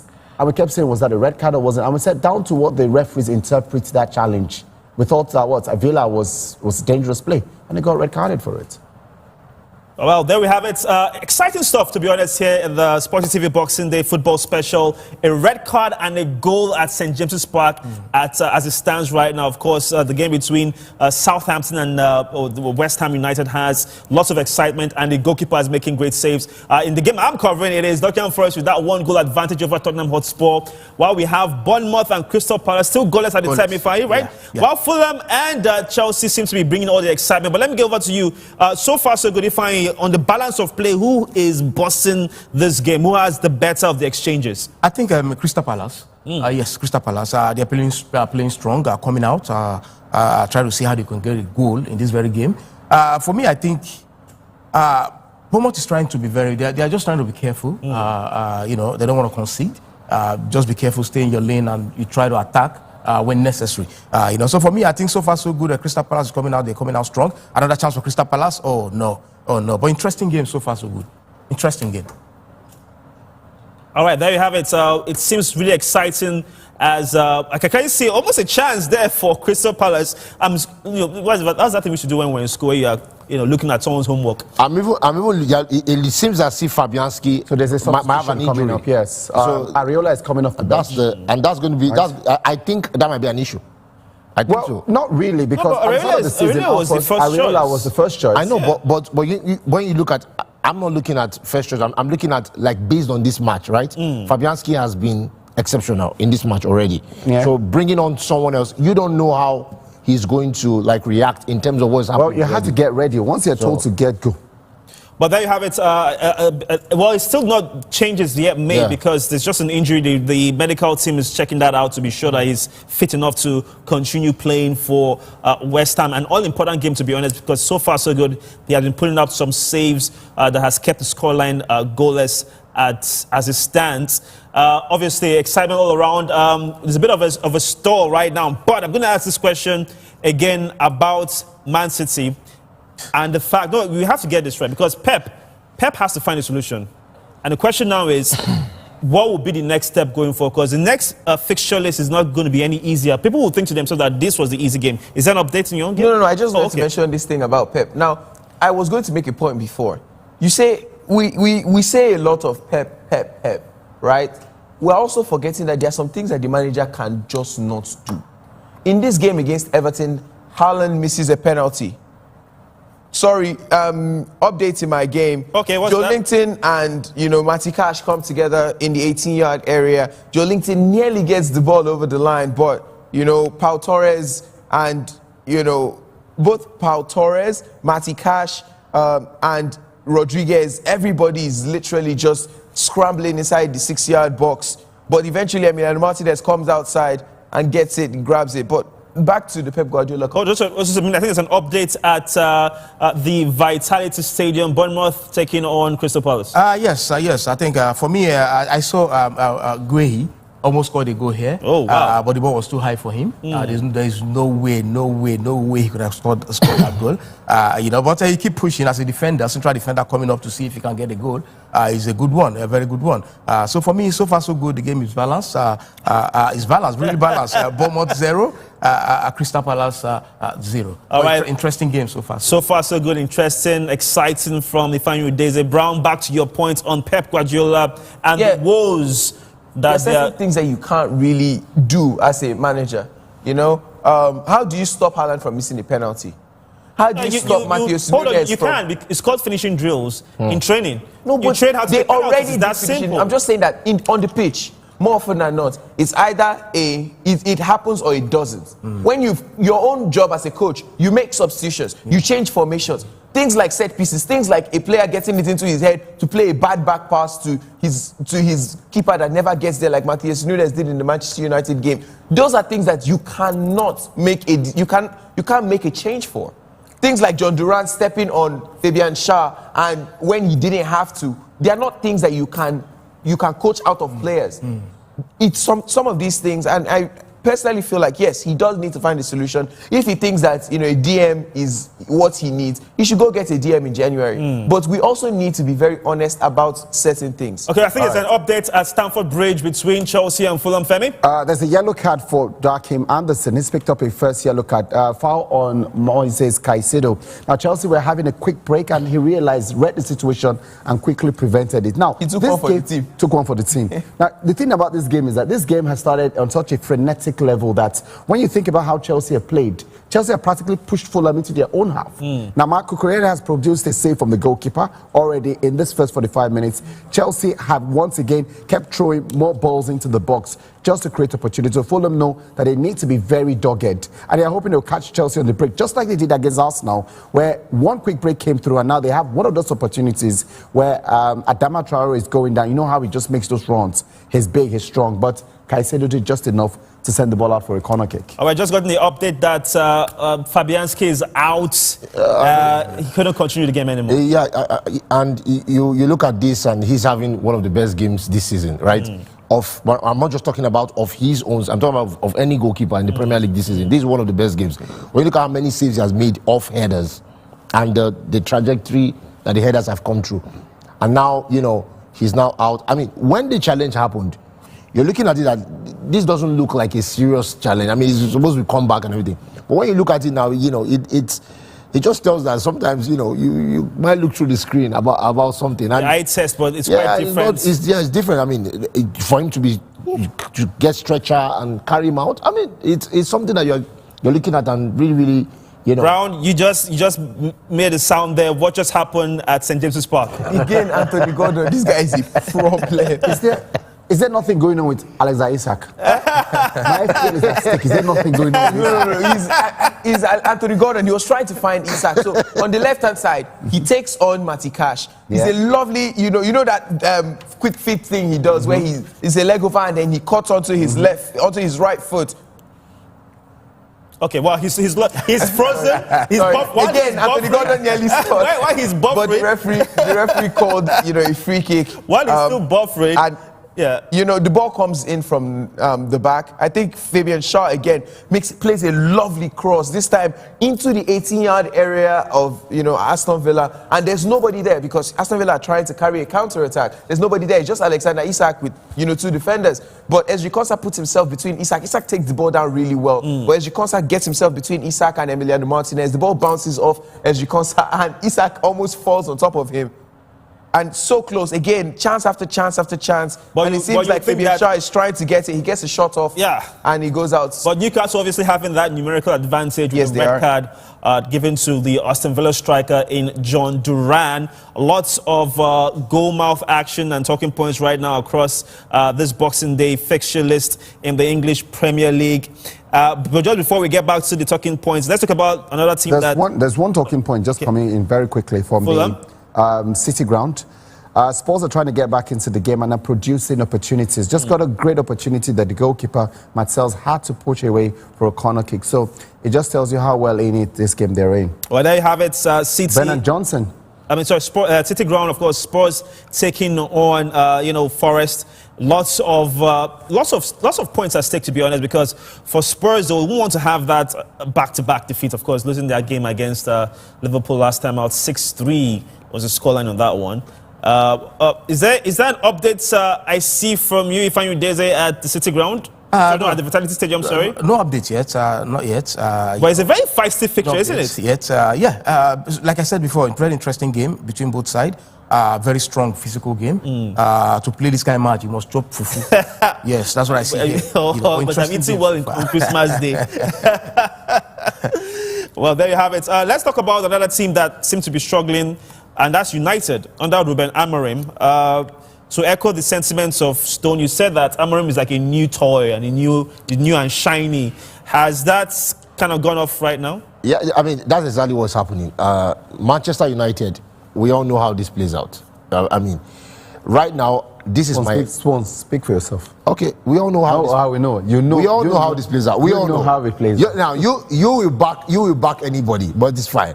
Hold on. We have an updated game from St. James's Park. They actually put the ball in the back of the net. Joe Linton gets in the ball in the back of the net. Isak is asking that they check it again because he was ruled out for for corner kick. Now, and first off, Fabian Schär plays the passes. I think, Kieran Trippier plays a pass into Alexander Isak. He plays a 1-2 with Bruno Guimaraes.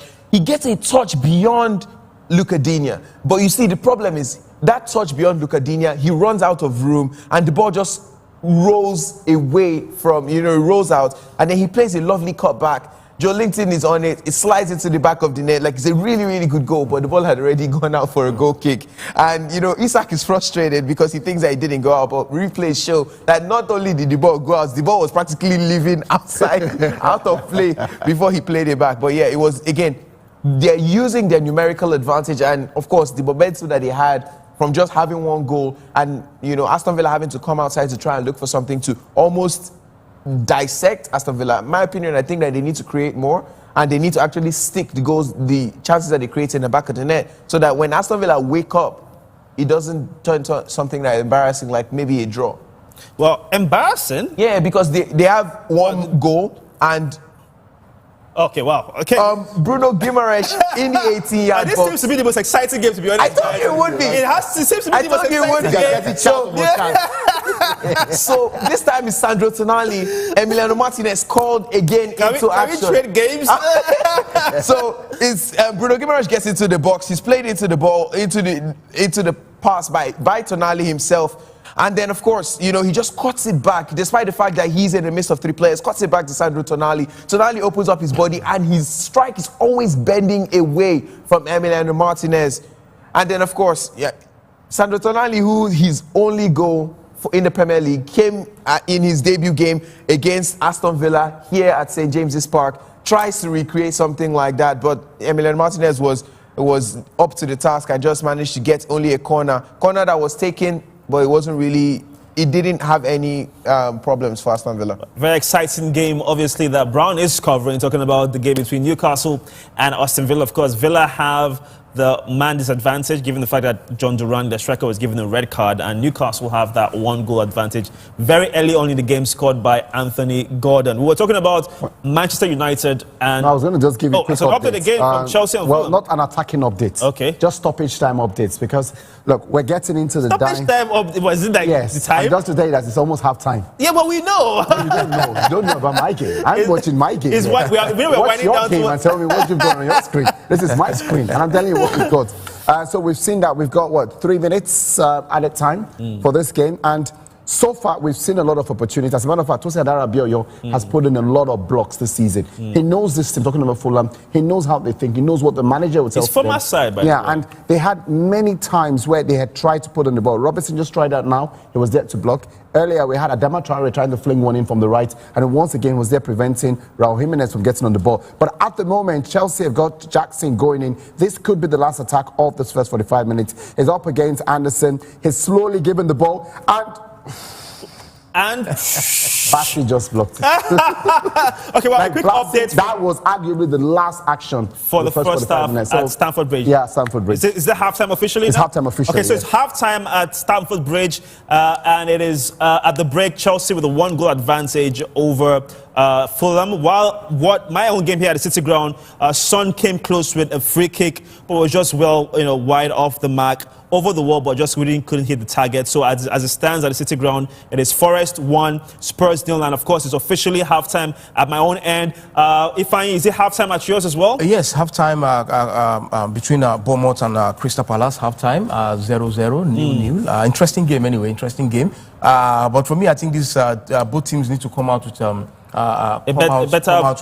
out desire in the second half, right? Desire and try to create goal scoring opportunities. No scoring opportunities here at all. I've watched the game throughout 45 minutes. Unfortunately, unlike you, 45. Brown had is still having an exciting first half. What's the update there in terms of time added on in your own game at St. James's Park? Well, a lot has happened. 4 minutes of added on time.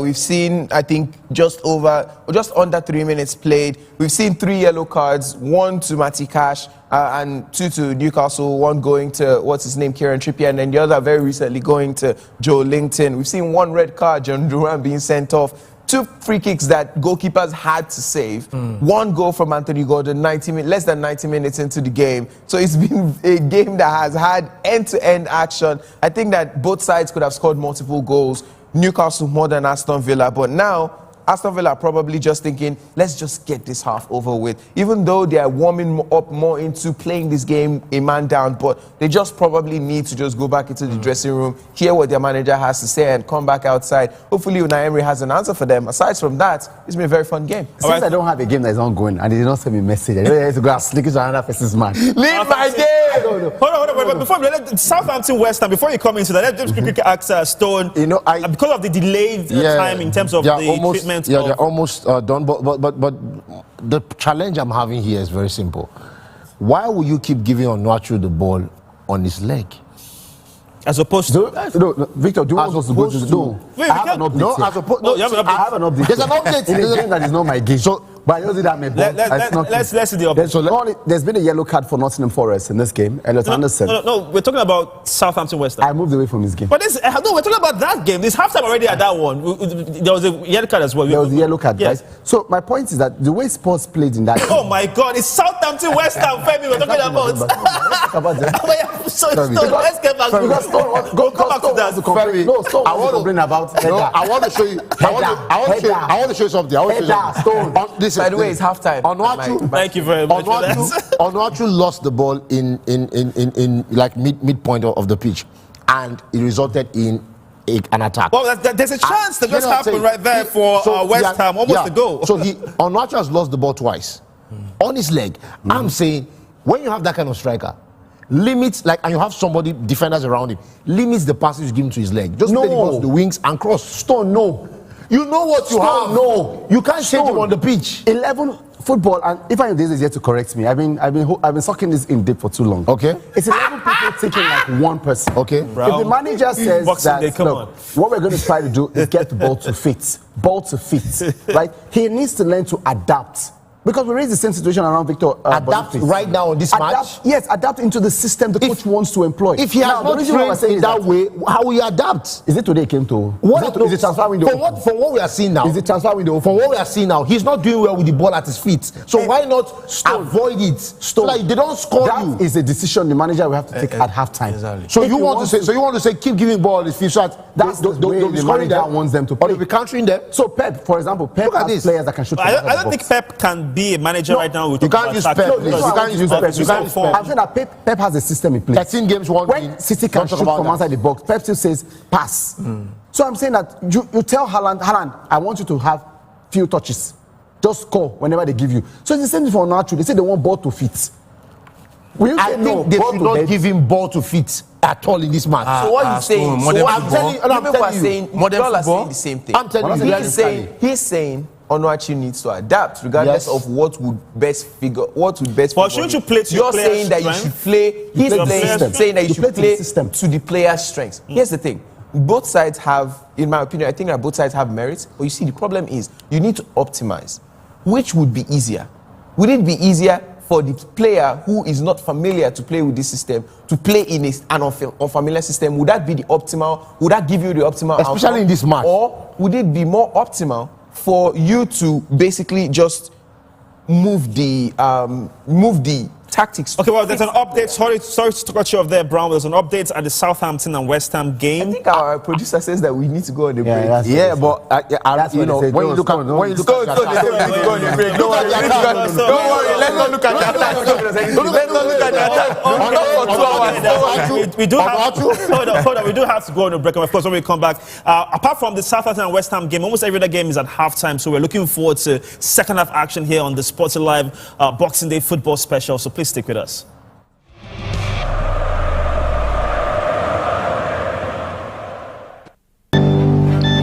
Life in Denmark can be quite different for an African legend like Michael Essien. The weather, the food, the silence. But there is always a place you can call home. Home is where your heart is.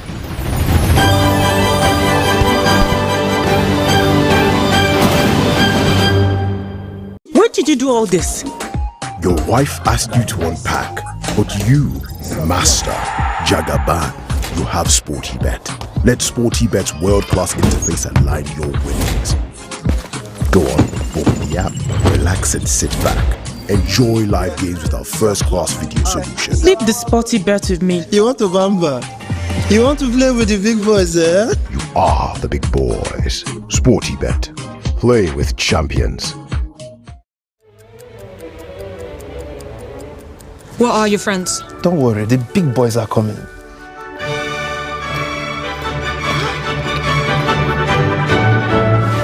I will stay loyal to you as I am to SportyBet. I will keep you safe and secure like Sporty does my winnings. I will share my booking codes with you and only you.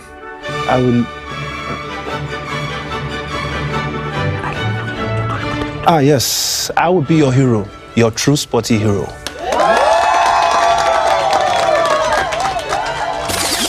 Wake up!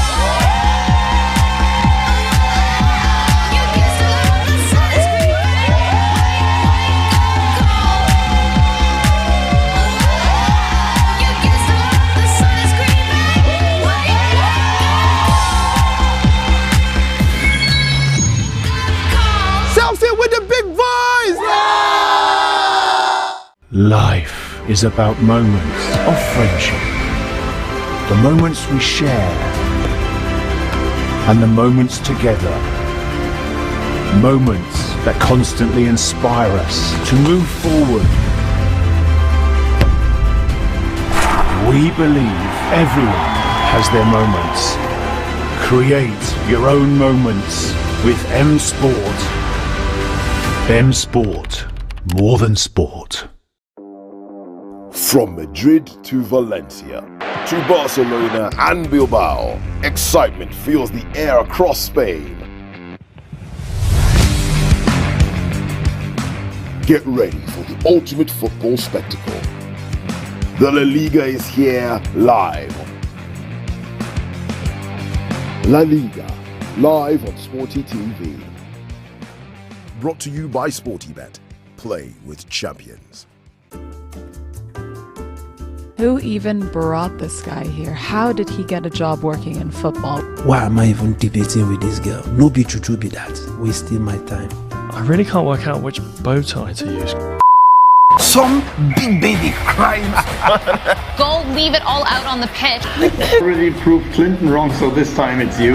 No. Harry holds him accountable. More of this on the Sporty Show.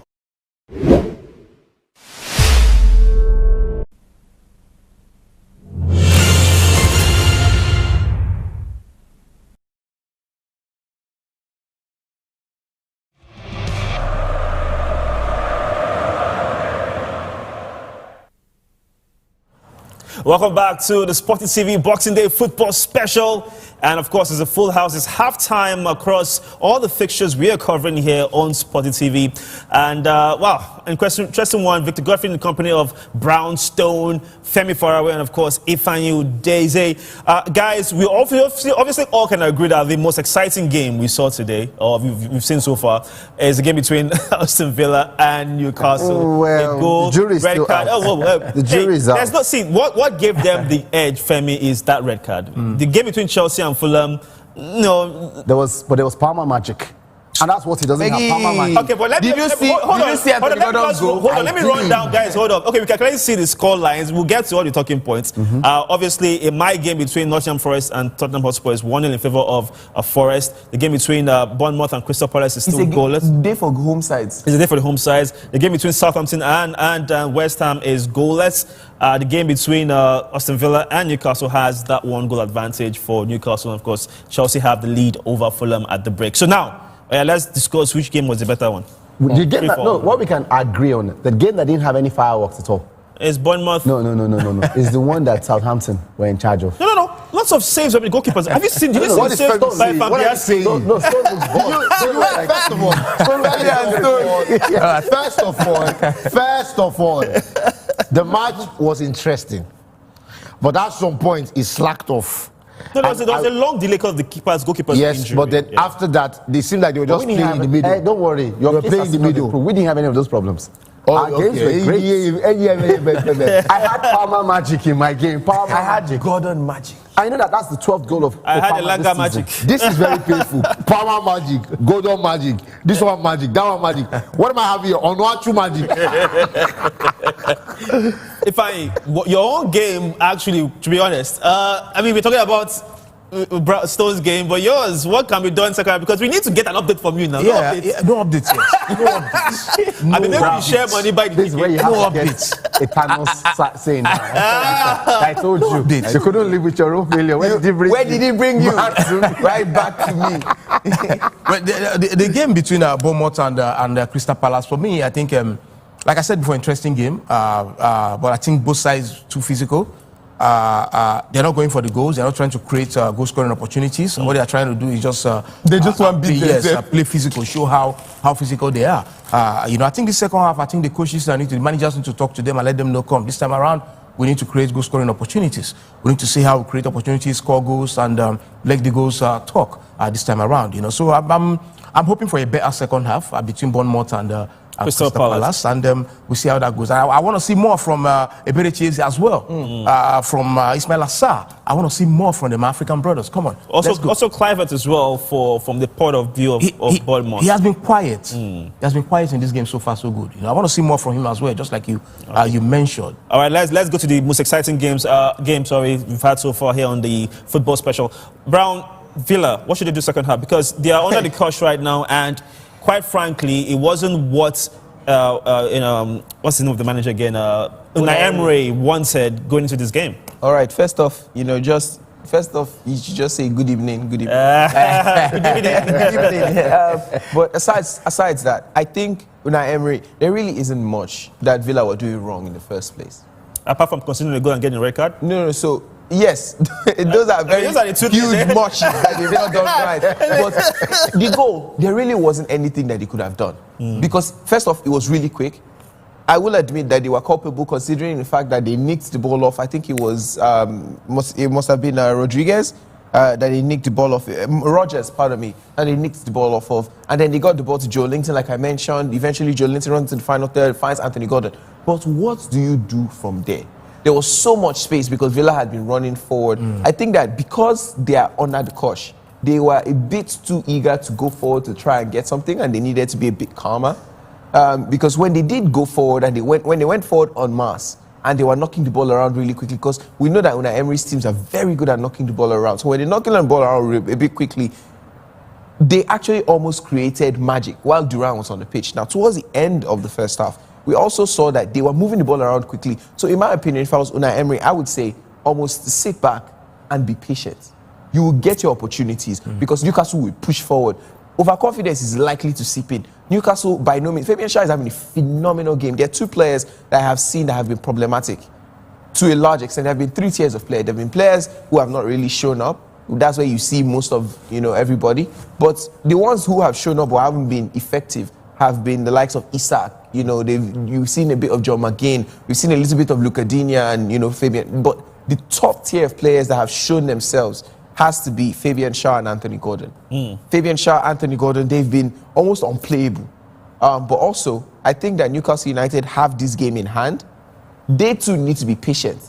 They need to dictate the pace of the game. I noticed that even when the red card came, to a large extent, they allowed it to be an open game. And I think that that's where top managers and top clubs do so well, because they won't allow you to see the ball. When you want to see ball, if you cannot pass, you cannot shoot, you cannot score. So they cannot lose, especially when they're a goal up. So they need to be more patient, allow Aston Villa to come outside to try and get the ball off of them, and then hit them on the break with the quick players that they've got. And then potentially this could become a very embarrassing fixture, like the last Newcastle fixture that we covered here, where they went in at 1-0 and then they came back and blew their team away 5-0. Wow. Okay, I think we're getting the pictures now. Some of the teams getting back on the pitch of play. Obviously, just to confirm again the fixtures that we have, Femi will be covering the game between Chelsea and Fulham. Ifeanyi Udeze will be covering the game between Bournemouth and Crystal Palace at the Vitality Stadium. I'll be covering the game between Nottingham Forest and Tottenham Hotspur at the City Ground. Stone will be covering the game between Southampton at St. Mary's and, of course, also against West Ham. And then Brown has the most exciting game so far at St. James's Park. Newcastle United taking on Aston Villa. Of course, we shall go on a break, and when we come back, it will be second half action as we shall be reacting and giving you live updates of this incredible games, here on the Boxing Day football special on SportyTV.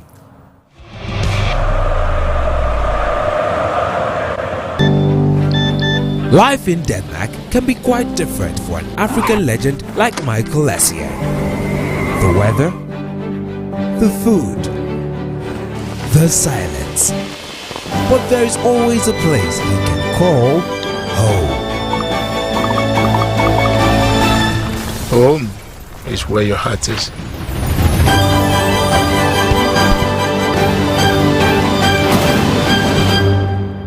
Where did you do all this? Your wife asked you to unpack, but you, master, Jagaban, you have SportyBet. Let SportyBet's world-class interface align your winnings. Go on, open the app, relax and sit back. Enjoy live games with our first-class video solution. Leave the sporty bet with me. You want to bamba? You want to play with the big boys, eh? You are the big boys. SportyBet. Play with champions. Where are your friends? Don't worry, the big boys are coming.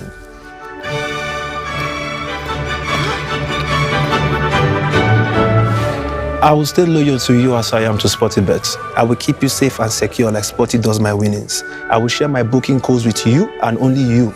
I will... yes, I will be your hero, your true Sporty hero.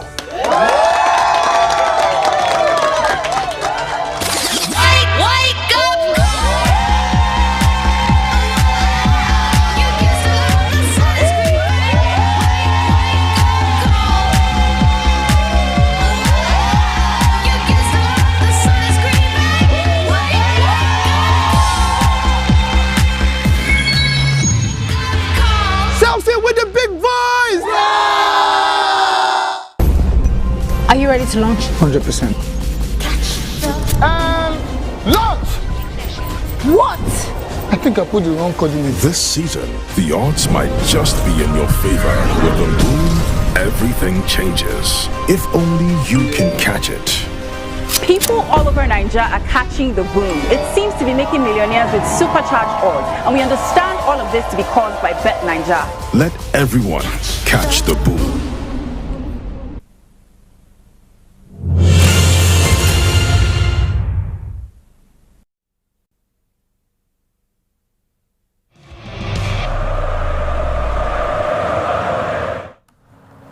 Welcome back to the studios. This is the Boxing Day football special on SportyTV. And of course, second half action has kicked off across the grounds, maybe except for the game that Stone is covering. And I can see lots of movements and animations. I'm going to ask a quick update to Femi. Is there anything going on in the game between Chelsea and Fulham that we need to know about? Just like where we stopped in the first 45 minutes, Chelsea are dominating possession. Once again, camping their opponents have. We've seen an early opportunity for Nicholas Jackson. Just strayed a bit offside.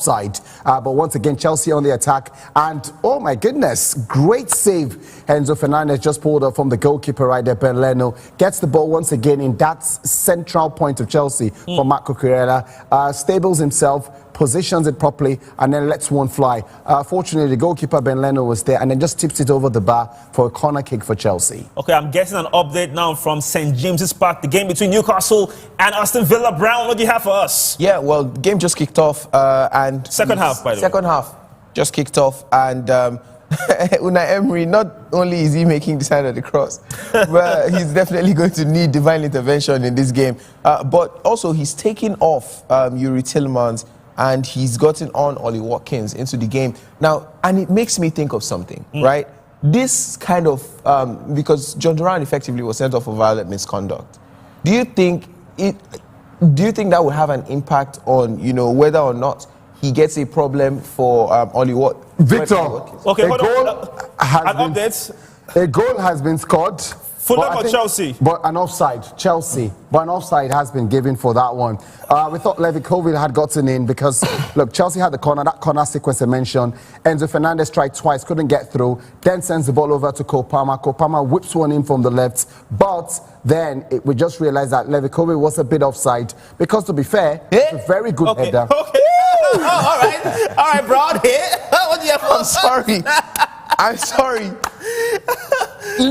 Newcastle United, Alexander Isak, Kieran Trippier gets the ball on the right-hand side. He plays a lovely pass into Alexander Isak, and Isak's turn is absolutely phenomenal. Unfortunately for him, Isak is the one that should be in the 6-yard area giving the cutback. Instead, because Tonali was right behind, Tonali was in his position. They had rotated a little bit. Anthony Gordon's on the left-hand side, but very, very close. If Tonali had made a run into the 6-yard box, that's an easy tap-in because Isak flashes it in, but it eventually doesn't come to anybody. Eventually, Aston Villa do put the ball out for a corner kick. Corner comes in, it's not a really good corner, and then it's a goal kick, but very close. Could have so easily been 2-0 if anybody had been on the same wavelength, if anybody had that striker's instinct, that hunger to get to that byline, get to the 6-yard box and try and tap in. unfortunately, they didn't. And Isak too, they did try to shoot from range. So exciting starts from 2 games at which have actually been the most exciting, to be honest. Chelsea, Fulham, and of course Aston Villa taking on Newcastle. If I would say, what do you have? I think there's a chance. A goal mouth actually scrambled for Bournemouth. What just happened? Yes, Eberechi is almost scored now. He almost scored, but Arisa Balaga, I call him Arisa Balaga. Almost caught the ball. Arisa Balaga caught the ball. Denied the break from scoring. That's his name. He's an Igbo man. I had no idea that an Igbo man from the Basque region in Spain. You don't know? Was playing for. You don't know? I don't know. Arisa Balaga, that's his name. Arisa Balaga, yes. But back to back attack anyway. No. The second half hasn't started yet. So what an exciting game.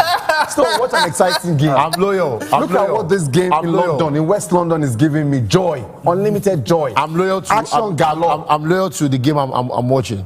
All right, just to mention, in my own game at the City Ground, as it stands right now, it's a bit of at the moment, it's a counter-attack for Spurs, but Forest came pretty close. The cutback just didn't get to the desired, player in the box. Talking about Wolves. And again, another update the game from Chelsea and Fulham. One of the most exciting games. Let's just mention. Okay, hold on. Alex Iwobi. Just hold that. Alex Iwobi receives the ball at the edge of the 18-yard box from Adama Traore, right? Skips past Moise Caicedo. Okay, so I'm so sorry to cut you off again. A chance now for Forest. Should have scored one-on-one with the goalkeeper. Fraser Foster made himself big and prevented Forest from going 2-0 up. But go back to your talking point, Femi. Alex Iwobi just misses by whiskers, but the goalkeeper saw that one through, and it is still 1-0 in favor. Nervous moments for Chelsea fans. As for Brown, Villa, Newcastle. John McGinn almost made the blunder of the game. He cuts across his own 18-yard area, tries to play a crossfield pass. It's intercepted by Jacob Murphy, and Murphy runs unimpeded into the 18-yard area, takes a shot. Now that's not even the problem.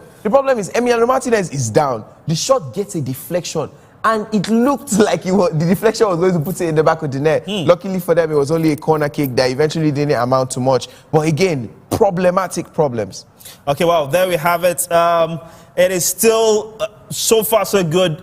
Second half action now across the board on this Boxing Day football special here on SportyTV.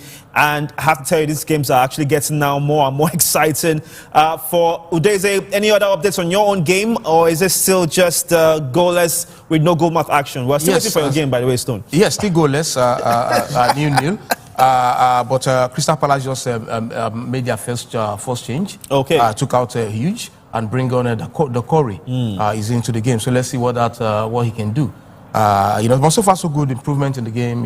They're trying to create chances, trying to see how to get goals. Oh goodness! Oh, this is going to be bad. Okay, Fabian, what do you have? You know when the most dangerous person for Fulham gets the ball in the favorite place he wants it. Which is? Whips it. That's the Anthony Robertson. Got it on the left and then whipped a delightful ball in. But Chelsea practically had to poke everyone in front of the ball just to prevent an opportunity from Fulham from getting a shot on target. So at this point in time, Femi, Fulham seems to be having better of the exchanges against Chelsea. Yeah, the first 45 minutes they had more of the possession. I think nicking it by just 4%. So it was 46-54. The second 45 minutes, while Chelsea have been able to create a lot, Fulham, just like they did against Arsenal, are biding their time, waiting patiently. Now this opportunity they got, Calvin Bassey automatically just got the opportunity, and as they whipped it in, immediately all the Chelsea defenders practically had to put their bodies on the line, including Marco Correa, who tried to prevent it from coming in from the other end, just to ensure Chelsea stay 1-0 up. Just a quick update now at Southampton. Taking on West Ham at St. Mary's. A bit of a delay due to the fact, of course, to the injury that Fabianski sustained in the first half. So the second half will have a bit of a late start. So not to worry, Stone. Your game will soon start. Okay? They've already come back on the pitch and they've started it. But I'll just say, can Onuachu convert one chance? Because he had a few headers that were saved. That's what I'm saying. He keeps heading the ball directly to the goalkeeper. Okay, hold on. Oh, wow. I'm so sorry. Now you're the one that shouting. Hold on. Just actually, I just realized I've seen it. I just saw a replay. Okay. Hands up in the air. It was a replay. I saw. Sorry. It was a replay of the earlier chance that I actually spoke about. I'm almost getting tired of the whole situation. I mean, hold on now. Crosses upon crosses. Like 4 crosses in the first half. Headed straight to the goalkeeper. The other one headed out. And then I hope that he can score. I said 7. 4 has gone. Remain 3. Okay, let's see. Let's talk about a team that usually grabs the headline most times in England. That's United. Amorim. Okay, before we go into the Amorim conversation, I want to talk about that. Oh, okay, go ahead. Oh, okay, I thought it was an update. See, bro, when you do that, I think there's an update. I mean, there's always an update. Ruben Amorim and United, he came in when they were in 13th place, and after a few games, lots of things happened, but he was still in 13th place. What just happened, Brown? Yes, Isak, shot on target. Emiliano Martinez really needed to make that. Oh my God, hold on. A chance for Tottenham Hotspur, but it was ruled off for offside. That was a very close one, but it wouldn't matter because it was offside. The ball comes in over the top from a corner kick, not cleared properly, chipped back in, and the goalkeeper was one-on-one with Brennan, and there we go. It was clearly offside. But a nice save, by the way, from the Forest goalkeeper. You were going to say something about Amorim and United 13th position when he came in, and they're still in the same position, almost like Chelsea last season. They didn't leave one spot for a while. To be fair, and if you're being very honest, if you're saying almost like Chelsea, that means Manchester United fans can be a little bit, they can take heart. It doesn't work that way. We all know it doesn't work that way. No, because look at Chelsea now. Chelsea eventually went to Europe earlier this season. So aside from that, I think Ruben Amorim, while I don't think he's a bad manager, I feel like the problems at Manchester United, they are not just being discovered, but they are being settled now. I don't know whether it was, his hearsay or whether he actually said it, but, there were rumors that came out that apparently, reputedly, he had said after his first game that, we're going to suffer. Yeah, he said that. No, it wasn't a rumor. He actually said it in the press conference, yes. And that is a very realistic view. But also, they've also gotten certain results that show you what the manager is looking to achieve.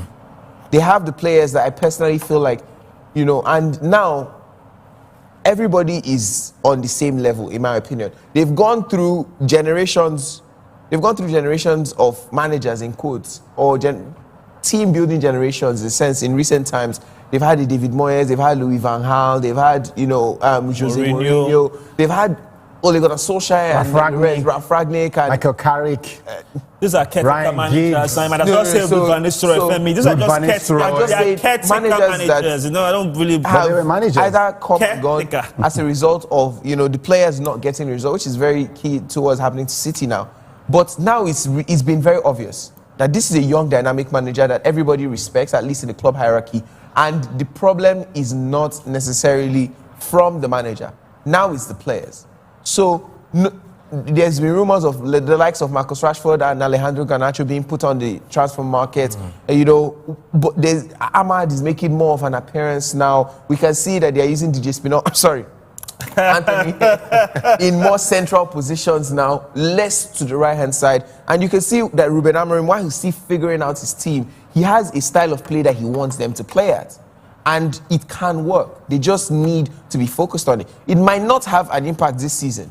Yeah, but just before you continue, a chance for Forest, but it was well read by Spence. Again, Forest seemed to tear Spurs quite easily, very open. A ball threw in for Woods, but Spence was, alert to the danger as he prevented that from being an issue. But I think the referee this linesman kind of ruled it out for offside. So as it stands, it's still Forest with that 1-goal advantage at the City ground. You were saying something again. I just want to say about an update very quickly. There's a free kick for Fulham. Okay. There was a yellow card. No, yes. All right. There was a yellow card, a foul on Alex Iwobi, a yellow card for Pedro Neto. He prevented an attacking opportunity, took one for the team, like Brown would say. So now there's a free kick for Fulham. They are attacking Chelsea's goal, and this could go anywhere. So the free kick comes in. Well, Pereira goes for goal, but fortunately the goalkeeper, Sanchez, I think Sanchez has been very good in this game. He's been very alert to ensure that nothing Fulham threw at him will go past him. That's a new one. Well, hold on. He's not a bad goalkeeper. It's just that I feel that when you look down the history of Chelsea's goalkeepers, yes, he won't be right up there. No, he was never going to be right up there. Obviously. He won't be in the middle of the list either. He's not even as good as Hilario. Yeah.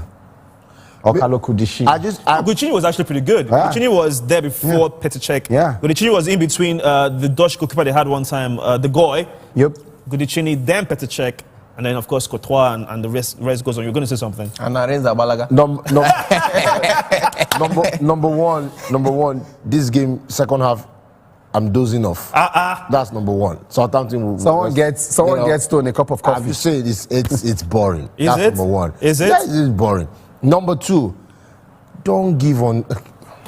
Don't give Onuachu pass on this. But football is primarily played on the ground. I know, but you already know that the guy cannot do it already at this point because they gave him ball. But that's his own problem. Okay, tell you what, we're going to do something that, maybe wasn't planned. We're going to trade games. I'll take the Southampton game. You take the Forest and Spurs game. I want to show not to score. I'll give you. Victor, so you guys can sort yourself, but Brown has something great to talk about. I know. Let Brown tell me if there's something good. Let Brown tell me. Let Brown announce it now. Focus on your game. Femi, focus on your game. Focus on your game, Femi. Focus on your game. I have an update by the way. Thank you very much. Brown, speak. Now, remember, a few minutes ago when I said Alexander Isak should have been the one running into the 6-yard box. Brown, you're about to tell me what I want to hear. Isak was running into the 6-yard box this time. Your FPL is about to be good. Tell me what I want to hear. Alexander Isak with a goal on the cusp of the hour mark. It was a great move again. Newcastle making use of the advantage. They were right in the final third. They were knocking the ball around from Sandro Tonali getting the ball to Kieran Trippier. Trippier getting the ball back to Bruno Guimaraes, and then Tonali making that run. Or was it Murphy? I think it was Murphy who made the run. It was very onside. He made that diagonal run, and then guess what? It was a ball that was flashed into the 6-yard area. And when a striker is not the one that is making the cross into the 6-yard area, you know he's where he's supposed to be. Alexander Isak is arriving, and that's probably going to be the easiest tapping he's ever going to get either in this game or probably this season. Very easy. Ball ends up in the back of the net. Aston Villa are 2 goals down, and Newcastle seem to be ready to run away with this one. And Mr. Femi's FPL is doing the cha-cha. Femi, let's get your updates now. That's so we have 2 players on the ground right now. Yeah. 2 players on the ground right now for Chelsea. The goalkeeper, or 2 players in this game. The goalkeeper, Robert Sanchez, and also Jimenez. Both of them are on the ground now, and they're seeking medical attention because Fulham had a great opportunity. Now, Adama Traore comes down the right, charging forward, crosses a delightful ball. I'm surprised how 2 players for Fulham are left on mark. One was Jimenez, the other was Anthony Robinson, the player you do not want on the ball. Now, Robinson receives the ball. Now, the mistake I think he made was made the first touch. That automatically gave the goalkeeper the opportunity to close the gap on him. Now, if he had just taken a first-time shot, could have had to force a save out, but the goalkeeper did enough, made himself very big, prevented that scoring opportunity. Now we gathered it's good, he's clear, and they're good for the game to return. Okay, now we do have an update now. Obviously, I've kind of switched games because I don't want Stone to slip off. So Stone is now taking the Forest and Tottenham game. While I'm now focused on the Southampton and West Ham game, and of course, there's an update.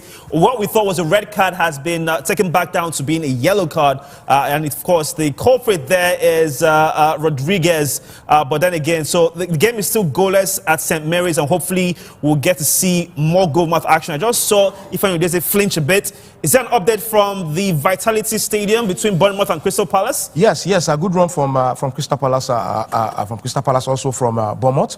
A good one from Emerson. He almost scored, but the goalkeeper stopped the shot. But a good run. So who is closer to getting a goal now? It's difficult to say. It's difficult to say because in this second half of them, they came out trying to play, trying to attack each other, but they tried. The physicality in this game is just too much. Hopefully, we get a breakthrough in this one. In this one, obviously. Okay. Brown has an update from St. James's bag. Let's see what you have for us, Brown. Alexander Isak was about to make Mr. Femi just leave this. You just leave this set and run up and down. That second goal? It was the second goal. So Newcastle literally walked in. The third goal. Pardon me. Second goal for Alexander Isak is being checked. But it originally was ruled out for offside. But again, it was John McGinn who gave the ball away. He came away to receive the ball. Alexander Isak plays the pass to Murphy. And it's very tight. Murphy takes one man, sits one man down, and then plays the pass into Alexander Isak. But Isak was leaning backward and his foot was a bit offside, and it's been given as an offside. Alexander Isak can't believe it. Oh no! Okay, but so close. It's offside. All right, now before we get to Femi's reaction, you had something to say right there. I think almost a goal for Bournemouth. Yes, no, for Crystal Palace. Crystal Palace, I apologize. Eberechi almost scored. Oh my God! Almost scored. What happened? Almost scored. The ball was stopped. I was stopped. Yes, by the goalkeeper as well. Almost scored. I think I'm going to root for Bericese. He's going to score in this game. Hopefully he does. Yeah, I'm rooting for him. Because we need a goal from your own game, honestly. Femi, any updates from your own end at Stamford There's Bridge? been no goal scoring opportunity, so that's not what I'm here to report. All I can tell you is that it seems as though the pendulum has swung the other way because Fulham now are dominating the game. They're creating more opportunity, using the ball a lot better. Chelsea seem to have switched into a defensive mode and hoping for the counter-attack. Now, the disadvantage of this for Chelsea would be they have to rely on that counter-attack, but if it doesn't come, Fulham look like the better team. Nicholas Jackson has got a great opportunity now, but once again, the goalkeeper was there to snuff it out. Did great work, got the ball on the right-hand side, drives into the left-hand side, beats Anderson. I think Anderson has really had it today in this game, and then brings it back to his right leg, and then switches, and then turns from his left to shoot. But the goalkeeper, talking about Ben Leno, saw that one all through and prevented that opportunity from going in. All right, now, Brown, I saw you flinch as well. What just happened? Dan Burn almost getting a goal. This time from a cross. Corner kick comes in. The cross comes in. Dan Burn gets a header on goal. But Aston Villa were just throwing their bodies left, right, and center to keep it at 2-0. Again, opportunity. Emiliano Martinez giving away the ball. Ball comes off the bar from Bruno Guimaraes. Holy smokes. It's Alexander Isak with a strike. It just goes out wide. It's just going. It's end to end, back to back to back. Just to cut you off, I think there's a bit of action in the game between Forest and Spurs. Yeah, Stone, you're not all guys asleep now, are you? No, I'm not. I'm half asleep. It's not totally. Because the other one, I was totally asleep. This is half asleep. And I asked myself, what is the strategy of Spurs? What is the strategy of Tottenham? Because there's no. I mean, as Olaino played the shot now, that if he had caught it well, it might have been a goal for Nottingham Forest, a second goal. But you look at how Tottenham is playing. Are they playing to the right? Are they playing to the middle? Everything seems to be okay. Let's give James Maddison the ball and let's hope that Maddison is going to score. I mean, this is what we're seeing here, and it's embarrassing, so to speak, because. You would think that this is another season for big guns. Okay. Have something to do. All right, now just before we go on, I'm now covering the game between Southampton and West Ham, by the way, St. Mary's. You have bad luck. Hold on now, guys. Wait. Can I give the updates? Give the updates. Okay, now the other I'm about to give you is never even a goal. Okay. Just to be telling you that there's a yellow card for Thomas Sussex in this game. That's true. But it's a goal that has gone in for West Ham United in a game between themselves and Southampton at St. Mary's. And yes, it's a lovely goal. The players are celebrating right now. It's a lovely goal. It is a lovely goal. I'm going to run through it once I can. It's scored by... of course, I'm waiting for this to actually happen. Am I the problem? You're not the problem. Oh, Jared Bowen is again the captain with the goal for West Ham as they take the lead at rubbish. Now again, it was a lovely corner kick in, a header down, not cleared again by the defense of Southampton. It was a bit of a ping pong. You're just heading the ball back and forth between themselves, and the ball again falls down to a lovely ball in again, I should say. And look at this, a header across. And, this is just poor defense from Southampton because they could have done better in dealing with this one. It was a long ball in towards the area again. Susek brings it down, and Gerard Bowen just across the goal. Gerard Bowen just comes in and just pokes it in. Fulkrug with a glancing header for an assist. And, of course, Bowen will just tap that past Aaron Ramsdale to give West Ham, the Hammers, the lead against Southampton. So, apparently... luck is not with Can I test something? You want to take it back? I want to test something. Let us change the matches you are watching. Yeah. And let me see what happens. Okay, hold on. Before we do that, let me just give us an update between Fulham and Chelsea. Is there any update there? The only update I've got so far, other than the fact what I've mentioned, and Fulham are beginning to get into this game by creating opportunities, is the manager has decided to consult the bench by making his first substitution in this game.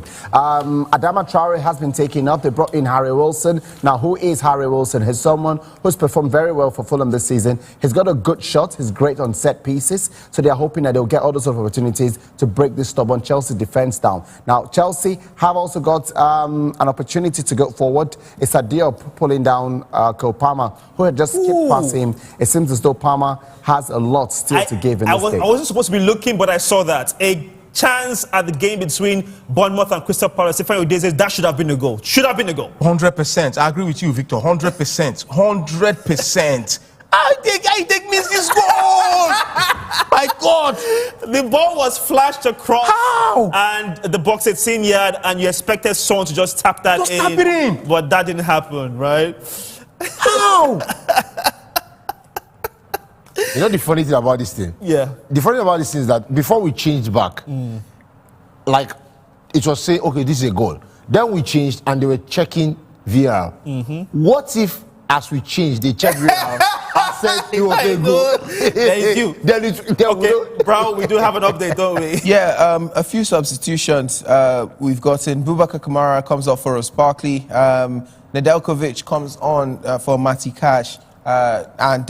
So in my opinion, I think that maybe Aston Villa are getting ready to rally, so to speak. They have a corner kick, they have a free kick right now in an okay position. I think McGinn is standing over it or Luka Digne. Okay, well, there we have it. Interesting updates across this Boxing Day in England. As we're waiting for more updates in terms of goals, hopefully the luck of Stone will improve. But we're talking about United, and he said, Brown, you talk about fixing the issues now. The question now is does that include Marcus Rashford? Should he stay? Should they find a way to keep him at United, or is he okay for him to look for something else, a new chapter in his career somewhere else? Let me go first at this. You know Rashford. Rashford. When I hear Rashford, that name it brings memories of the worst winger in the Premier League last season. You know, when I think about Rashford, I think about what does he have to offer Man United? Is it goals? Is it assists? Is he tracking back? Is it what does he do? He doesn't do anything. He scored 30 goals 2 seasons ago, by the way. 2 seasons ago. All Rashford does right now is run around on the pitch and sweat. So he doesn't do anything for United. What I'm saying is very simple. Get rid of Marcus Rashford. Get rid of Luke Shaw. Get rid of Anthony, the yo-yo spinner. Get rid of Bruno Fernandes. And they should just even get rid of the red in their jersey now. Casemiro, about 80% of the players, Mount, have to go.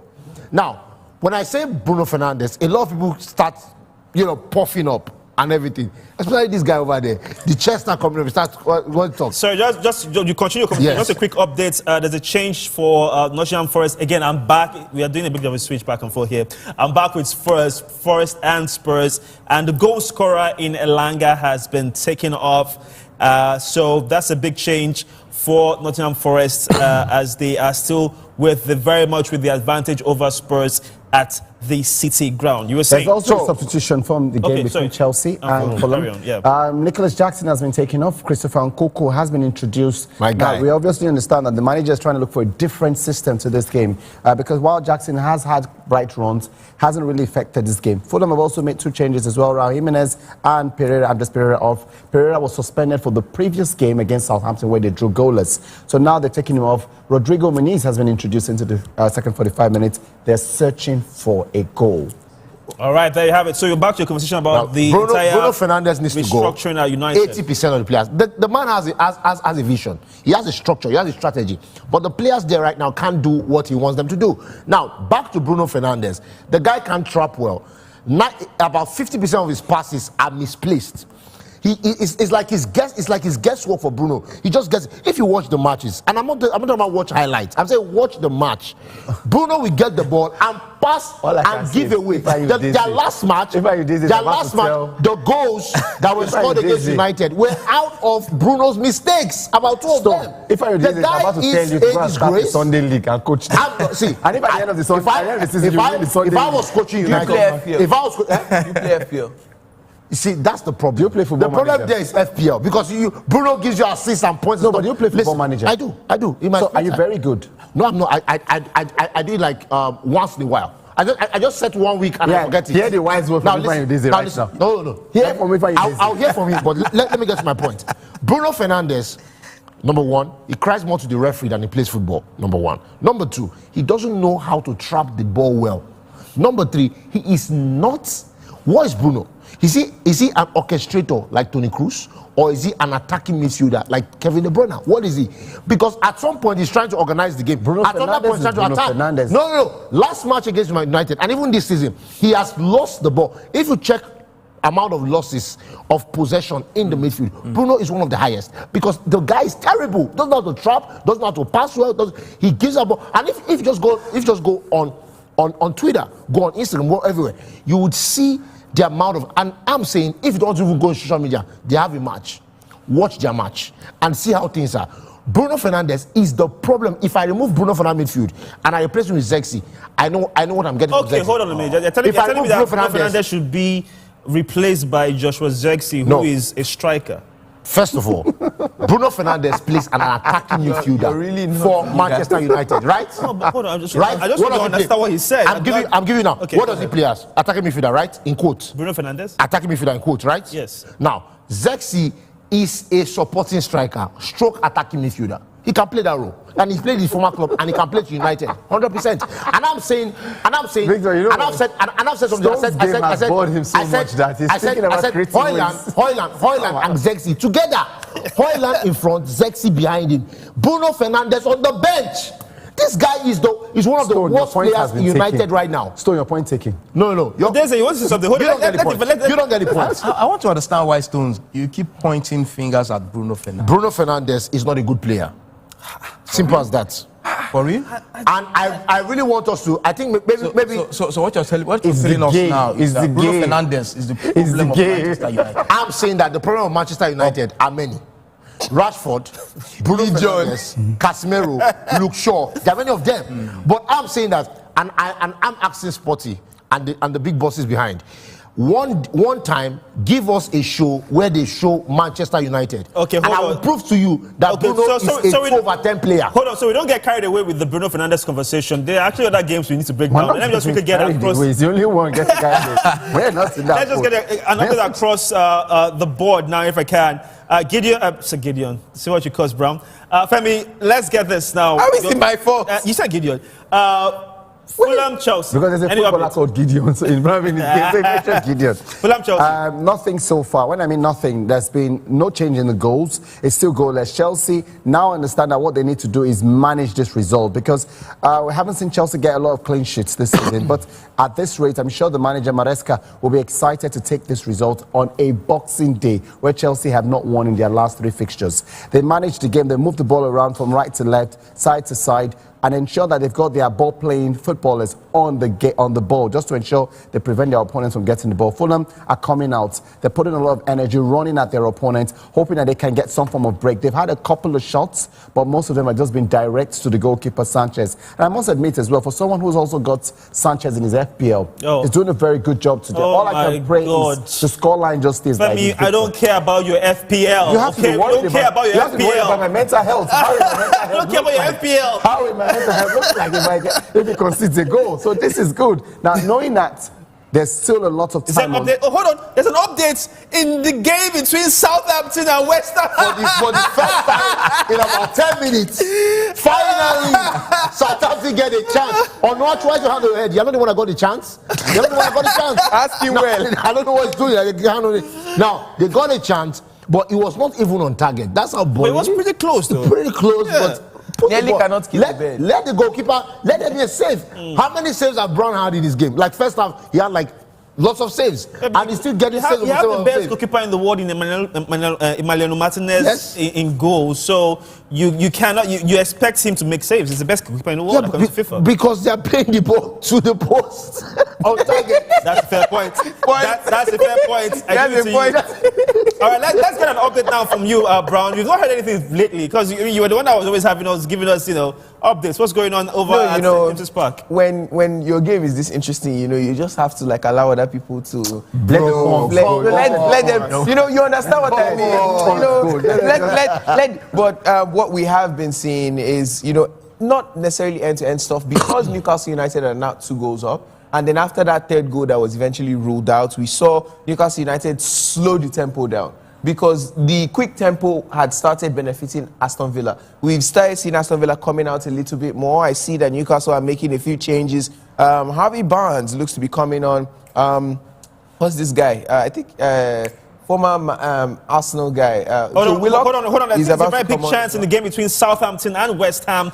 And that was a chance for West Ham. On the left wing. The ball given to him is true on goal. Now, the reality is this: that's a tight angle. You're not Heung-min Son, you're not Neymar, you're not Ronaldo, you're not all these brothers. So the point is that you hold the ball just a little bit, you hesitate, and then you pass it back. You square play it for somebody that's in a better position. But he went ahead and shot the ball and it was over. It could have been 2-0 right now, and then the game would have wrapped updates up. again for Newcastle and Aston Villa. Yes, 3 substitutions for Newcastle United. Matt Targett coming on for Kieran Trippier. Harvey Barnes coming on for Jacob Murphy, and Joe Wheeler coming on for Anthony Gordon. Anthony Gordon, who, by the way, went off to a standing ovation from the St. James Park faithful. So they literally are singing his name. Must be a fantastic experience for him. All right, there you have it. Okay, hold on. I think there's an update from the game between Chelsea and Fulham. Have leveled 1-1. Hold on, why do you say that with such sadness? Why you say, oh? Well, he has like my goalkeeper has conceded the goal. Yes. It's FPL again. My FPL goalkeeper has conceded. But look, great work once again. And I'm sure VAR will be called to look at this goal because Fulham start off again. Anthony Robinson on the left side. Alex Iwobi picks up the ball. However, there's this collision between himself and Pedro Neto. No foul was called. Anthony Robinson gets the return ball, goes to the far end, crosses.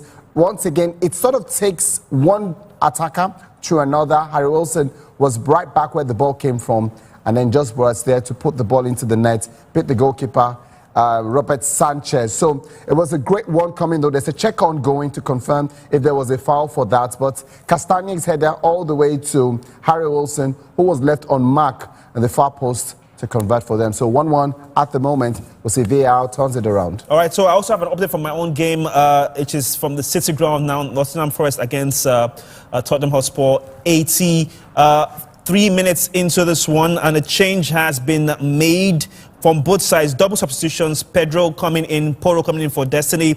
Udogie, of course, Song Heung-min out for Timo Werner. As for Forest, James Ward-Prowse is coming in for Elliot Anderson, and of course Morgan Gibbs-White is out for Jota Silva. It's still 1 goal in favour of the Forest, the Tricky Trees, as they are heading into this one. Most likely might get all 3 points against Tottenham Hotspurs. If there's any update from your game, because the game looks as if Bournemouth are really pushing for that goal, but what's going on? Yes, they are pushing. Bournemouth, they are pushing hard. But I like the way Crystal Palace. I like their position. I like the way they position. I like the way they try to defend. Try to make sure yes they don't concede goals. That's the most important thing in a game. If I'm a coach and I see my players, my defenders, midfielders playing as a team, for sure I will be happy. Extremely happy, and that's what the Crystal Palace is doing right now. But Bournemouth is trying to push and see if they can get their first goal in this game. They're still pushing. But for me, very tight game. But I have to apologize because everybody here has gotten a gift of goal, even if it's by proxy. You haven't gotten one. Bournemouth. It's happened now. Don't worry. Bournemouth will score.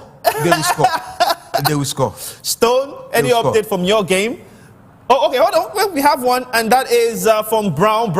An update from St. James's Park. Aston Villa away to Newcastle. 3-0, and Bruno Guimaraes putting the ball in the back of the net. Just hold on a minute. Femi, does that affect your FPL? No. Okay, thank God. All right, let's go. And this one was as a result of a wrongful deflection. Again, Aston Villa being put under pressure by Newcastle, and a very famous member of our gang always says, now pressure the boss pipe eventually. And that pressure eventually did have an effect. Joe Linton getting the ball on the right-hand side, but then the cross coming in from Sandro Tonali. But I think it has been ruled out for offside. Because the original cross that was made had Isak offside. So when Tonali makes the cross in, Hall eventually cuts back.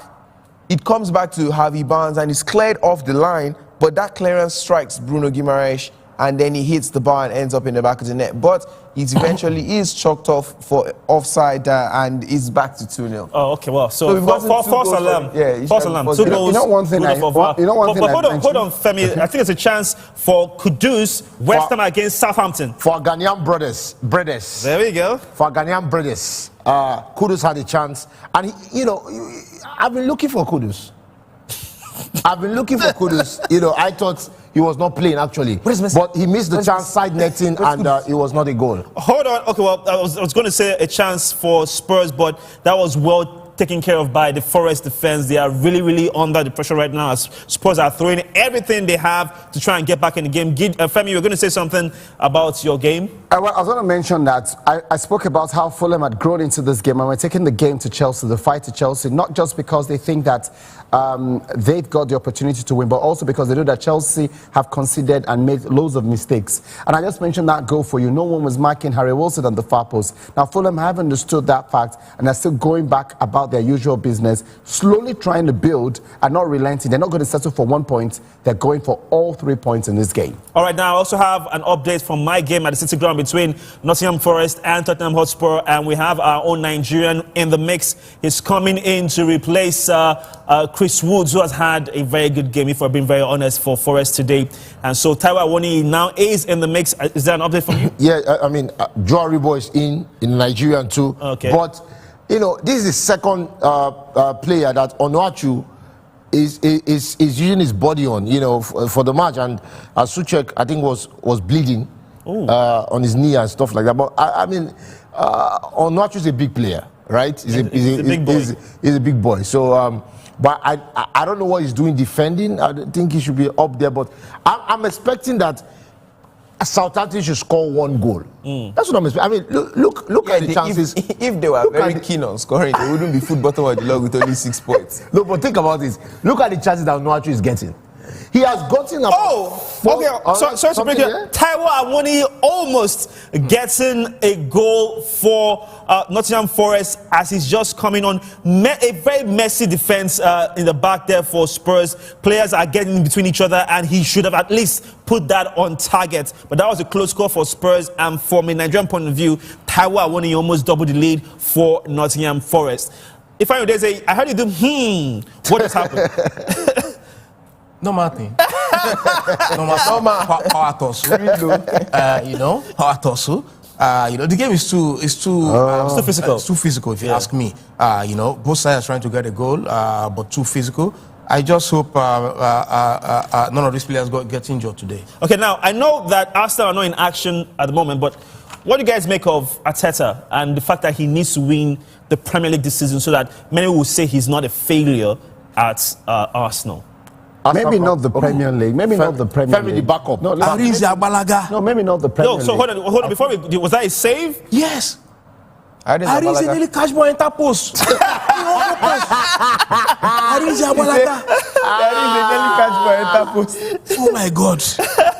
Okay, well, that was an update from the game between Bournemouth and Crystal Palace. But back to your point, Femi, Arteta, Arsenal, and their title hopes this season. I think that Arteta needs to win a title, and I agree with that. It doesn't matter which of the titles. FA Cup, Carabao Cup, Champions League, whichever one comes his way. Now, I know a lot of attention has been on the Premier League, and the last 2 years they've been very close. But when we talk about progress, are you going to say Arsenal hasn't made progress over the last 3 seasons? They have. But not be progress, they go chop, sha. And that's it. No, but eventually we're talking about getting the cup. If they do get the League Cup, and they're already in the semi-final of the League Cup, so it means they're even closer to a trophy than they were last season, right? So I do think they've got that sort of opportunity. Has it made some development? Has it made Arsenal a force once again? Has it made their fans believe? The answer is yes. Is that progress? That it is. In the words of Yanis Antetokounmpo, and I employ that again, because you did not win the title this year, it doesn't mean you failed this year. The answer is no. I know you have different opinions. I don't like but that is the mentality. That is the mentality of failure. At some point, that mentality is not generalized as success. Listen, Arteta is the Frank Lampard of Arsenal. He is the one that set up the team, but he cannot win. It took Thomas Tuchel coming in to win that Champions League for them. They need to sack this man. This man does not know what he's doing. He has done all he can do. And let me tell you why. They asked Arteta before the season began, do you need to strengthen your team attacking wise? No, we don't need. We're good. We have Havertz. Look at what Havertz is. Look at this guy. Inconsistent as anything. Up and down, up and down, up and down. If Saka doesn't turn up, if Odegaard doesn't turn up, who's going to carry us now in that front line? The reality is this man has not told himself the facts and truth. And that is that he cannot win. He's not a winning coach. He's an organizer.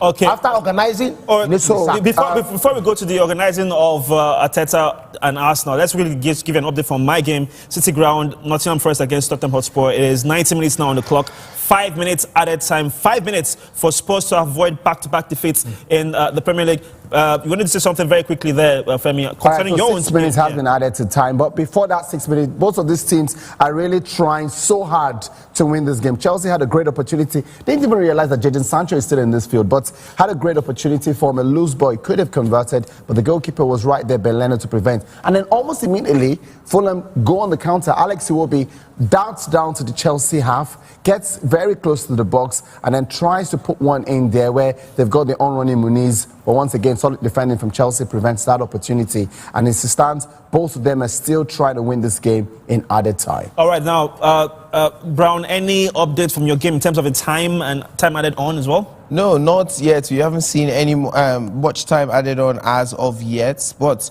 I just wanted to mention that Newcastle have been so dominant that since Ollie Watkins came on, he's only had 11 touches on the ball.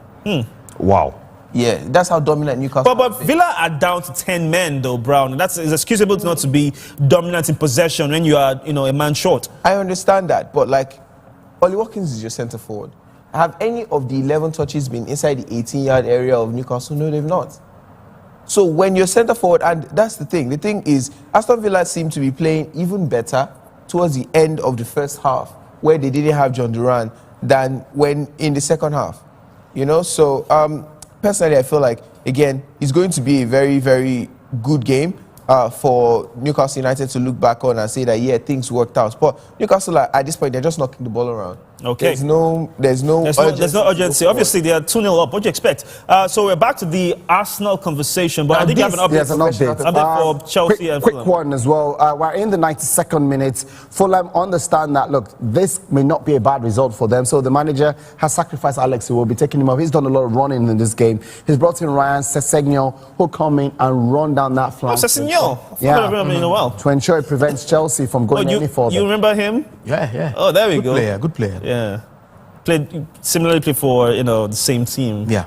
Some more or less. Okay. All right. Let's also. So we're back to the Arsenal conversation, whereby stories of the opinion that Arteta is the organizer, like you said. So I don't know who's going to celebrate the organizer. He's the orchestra organizer, but he can't win.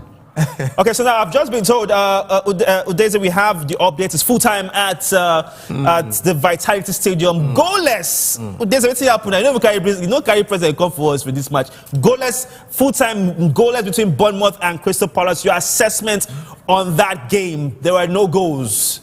No goals, like I said earlier in the beginning, these two teams, I think they know themselves very well. The energy is too much. Energy is just too much for me. Bournemouth don't want to lose. Crystal Palace don't want to lose. Bournemouth don't want to concede a goal. Crystal Palace don't want to concede a goal. But Bournemouth, with that impressive victory over United at Old Trafford, you expect them to build on that. Of course, Crystal Palace were hammered by Arsenal, but no, for Bournemouth, to go and check this season, big teams find it difficult to beat Bournemouth this season. I agree. Yes, I totally agree. Updates. Okay, we have an update for Newcastle and Aston Villa combined. This is unfair though. Brown just got like the best. He just got the best pick, to be honest. First off, they've added 5 minutes to this game, and after 2 minutes, Joe Linton puts the ball in the back of the net. And again, we've seen this trend happen in this game time and time again. For some reason, in this game, Aston Villa have been having a problem from passing out from the back. Emiliano Martinez has given away the ball multiple times from passing out the back. But, Joe Linton picks up the ball after a very lazy pass from Onana. Pau Torres does really good. He carries the ball out from Amadou the Onana, defense. let's be clear. And then Onana, I think it's Amadou Onana. No, Amadou Onana. Amadou. There we go. Put that out there. Amadou. And, it's very, very interesting. But Joe Linton picks it up. And then nobody tries to block him off. They all try to defend against Isak. Nobody steps in front of him. Even Onana. Hold on, sorry not to cut you off. There's an update from my game. I think Dejan Spence has been given a red card for Spurs. And an update as well. I don't know if, Femi, are you ready? Something big has happened at Stamford Bridge. Oh, yeah. Something big has happened at Stamford Bridge. It's so big, Victor, that I had to sit down and look at it because I remember my goalkeeper. You had to sit down. You were not standing before. No, well, I had to sit down. No, I far ballet. Now, Chelsea had just had a turnover, where the goalkeeper, Sanchez, sent the ball back into the opponent's box. But quickly, Fulham, I told you, their plan is to keep attacking. 3 against 1, sends the ball in, right there, Rodrigo Muniz, all alone in the box by himself, gets his first touch, brings it to his favorite for the left foot, and then puts one, rolls it carefully on the other side. The goalkeeper had nothing in terms of Robert Sanchez. The finish was top, big performance for them. This is 3 points, and the curse of Chelsea on Boxing Day continues for just the 4th year, as we're currently in the 94th minute, and we've got just 1 more minute before the end of this game. Well, now here's the thing, Femi. Sorry about your goalkeeper in your FPL.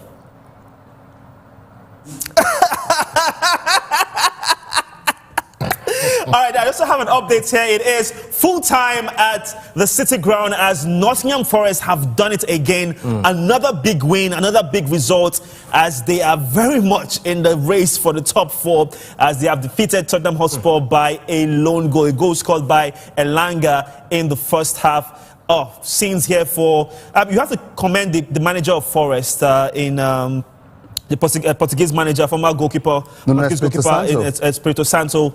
He has done it again. We saw this with him at Wolves. He didn't have a very good spell at Spurs when he was the manager, but he's showcasing that he's a very good manager that can manage a young team to, achieve greatness. Well, I think you have to give him a lot of credit for what he's been able to do. He's also been able to revive the careers of some players who you'd have put them on the outskirts in terms of the Premier League. We've seen big performance right there as well of the likes of Elanga, Hudson-Odoi, Chris Wood, who at some point it looked as though, well, they were on the fringe, but great run of results and great things. Great save as well, right here towards the death of this game, as Ben Leno had to ensure he keep his side in this game. Now, Chelsea had a free kick sequence, gets the ball, it was Cole Palmer, lofts one into the box, and right there at the end, it was an acrobatic opportunity right there for Chelsea, but somehow Ben Leno prevents it. There's a corner. This could be the last opportunity. So Enzo Fernandez has to deliver a great ball. We're going to leave it with you on that one. Run out through the entire piece. He doesn't go far. Cole Palmer picks the ball. There's a foul once again. Another free kick, and Chelsea know they still have to stay in and around the 18-yard box just to get this last opportunity. Fulham, remember, lead by 2-1. Cole Palmer was trying to take a quick free kick, but the referee has kept that one. That, you know what, everyone take a chill pill. Chelsea will hope that this is the magic Cole Palmer will bring out once again for them late into this game. This could stop their push, because remember, Liverpool take on Leicester City. So Chelsea will be hoping at worst a point will be, at least they've got one against Liverpool. But Cole Palmer is on this free kick. It's about to go down. Now, anything can happen. Nothing of such, Victor. Nothing. Nothing. Fulham were there to prevent this opportunity from going in, and they will survive this scare. All right. Fulham. Oh, is there an update from you? Yeah, it's full time out there at St. James's Park. It's 3-0. We saw goals from Anthony Gordon, Alexander Isak, and Joe Linton. 2 strikes from outside the box, and 2 lovely curlers, and then 1 easy tap in. Very comprehensive performance. So I think 3 yellow cards and 1 red card. It was a very, Brown, you know you can just stop talking, because out of the lot of us, out of the lot of us, you had the game with the best balance. Victor, my game is also right here. So there's an update coming through. Eventually, it has finished 2-1 in favor of Fulham. This is their first win at Stamford Bridge since 1979. And like I told you, 3 Boxing Day fixtures, Chelsea are yet to win. Make that 4. Fulham are now unbeaten in the last 6 games. There's a lot of smiles on the touchline. Alex Iwobi is ecstatic. Calvin Bassett, Dama Traore, the coach Marco Silva, they've done a great job, because Fulham, while they're still 9th on the Premier League table, have now got the same number of points as Aston Villa and Manchester City. Now, I just have to put this out there that beating Fulham is not for everybody, because, United did that first day of the season. Roll your eyes all you want, Brown. Roll your eyes all you want. If I roll my eyes, you'll guess. I want to say something about it. Okay, Southampton now. Oh, we have an update. What's the update? It's just my anger. It's not update. You say it's just my anger. Okay. There was a chance. How is it that the only time that they had an opportunity, you are not covering the See, let's be realistic here. See, Southampton is playing cross and load. That's what you are playing. But you say that's what they should do now. You say that's what they can't go to the middle. Everything is on the wing, cross and load. And on what? This is his 6th header. So he has 1 more to go. 1 more. 1 more. 1 more to go. 6 headers. No goal. 1 more to go. 6. That's your man now. All right, so by 7-1. Let's see if the 7th one will be it. But let's also highlight the fact that Everton have taken off points from of the big boys. Yeah. So, obviously, the game against Liverpool was postponed due to bad weather, but goalless draw against was it Arsenal? Goalless against Chelsea. Now draw against Man City. Your thoughts on Everton this season? I mean, Sean Dyche knows how to set up against big teams. They're getting draws. Let them win games. Let them win games. Not to see the big teams you try to get draw from them. Win games, beat the big teams. Fulham today, they did what? They beat Chelsea. That's how to do it. Get your wins. Not just to go out get draws. Remember, see, Stone, Femi, I'll say here, if Everton, if they're not careful, they will be relegated. They will be relegated? No, I don't think so. They have 17 points now. If they are not careful, and religation is 12 I think the manager is so pragmatic at the back that I think the defense, like Sir Alex will say, defenses will win you championship. Attack will only win you games. Everton have got one of the stingiest defense. Imagine 1-1 with City. And they have the most clean sheets, by the way. Most clean sheets. Drew with Arsenal. So I know they need to get goals. So the likes of Dominic Calvert-Lewin, Iliman Idiaye, McNeil all need to step up and start dropping goals. Exactly. But defensively, those guys, Brentwaite and Tarkowski have done a good job. Even the fullback, Ashley Young, he's turning back the hands of time. He's having a great performance. So I'm not too. I think I've seen teams defend worse. Southampton, for example, right? So I don't know if that's a fair example, but yeah, we can agree that Southampton have been really poor defensively. All watching Southampton. Yeah, we are. Are we watching or we are watching? We are watching. We are all watching Brown. We're watching Stoke to see if the what reaction. Tone has not been seen. I am seeing it. Onuachu is getting on a lot of balls in this game. Getting on what? Right? And losing all of them. They are counter-attack again. Okay, well on the ball, for my own clock here, it's 7 minutes added on. It's 90 minutes on the clock, obviously, in that at the St. Mary's game. 7 minutes added on, 92 minutes into injury time. From what we can see, even from the stands in St. Mary's, the fans are actually kind of leaving the stadium, resigning to the fact that they might have lost this one. But the players are not giving up because they have launched the ball forward again to Stone's favorite striker of the day in Paul Onuachu as he lays it back. Let's see what happens in the last few moments of this game. Can Southampton get an equalizer? West Ham seem resigned to defending this lead. And Brown has this. Oh, I say a chance now. No. Hold on. Don't worry, I'm seconds ahead of you. Oh, I was wondering. I am 93.01. Where are you guys? I'm 93.11. Oh, I'm 93.34. Okay. You guys will know. Okay. Well, while Southampton, we don't need to talk about the defense of Southampton because that's really poor. But I want to focus on another team that has surprised us all. Now, is this a case of building on something that will have a bit of longevity, or is it just that one-off season whereby that team every year seems to surpass every expectation and overachieve? Nottingham Forest. Oh, there's a chance? Yes. Oh, there was a chance. Oh my God, No, relax, they replay. It's a replay. It's a replay. Femi, what is a replay? It's a replay, Femi. Oh no, he is ahead of both of us, so I just saw the replay. It's a replay. No. It's a replay. It's a goal. No, there's a chance for Southampton. No, I have a chance. Listen, see. There was a chance, just like over the past. I have a chance. I'm in the future. What I'm looking at this match, very simple, right? Southampton, they packed all their chances in the first half and couldn't deliver one goal. That's what it was. That's not then the second half, West Ham decided to score. Because I think this chance was I'm saying this thing again. I don't think there was a chance. I'm saying this again. If there's any way you can learn how to trap the ball, it will be better. You know the thing? For me, Paul Onuachu needs to leave England. Maybe go back to Turkey. Or Belgium. Maybe go back to Belgium. Yes, how old is he? Genk. He should be around 31 or so. Around if I'm not mistaken, 31 or 32.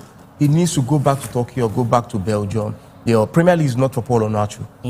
That's just the truth. It hasn't worked out. That experiment hasn't worked out. That's the truth. And I think for now, was it last week or 2 weeks ago, Southampton told Paul Onuachu, by January, get a club. You need to go. He's 30 years old. We don't want you here. We're 31 in May. 31 in May, exactly. Yeah. We don't want you here. They told him that? Yes, Southampton told him. Get so he's on the transfer list then? Yes. He's on the transfer list. They told him already. No, what do you know? He might actually be on the same exit path with a certain Marcus Rashford. I think what they are trying to do now, what Southampton is trying to do now, try to give him, let him get playing time. So let the other clubs his money see can him go up. Exactly. Let other clubs see him and see if they can step on. That's just the truth.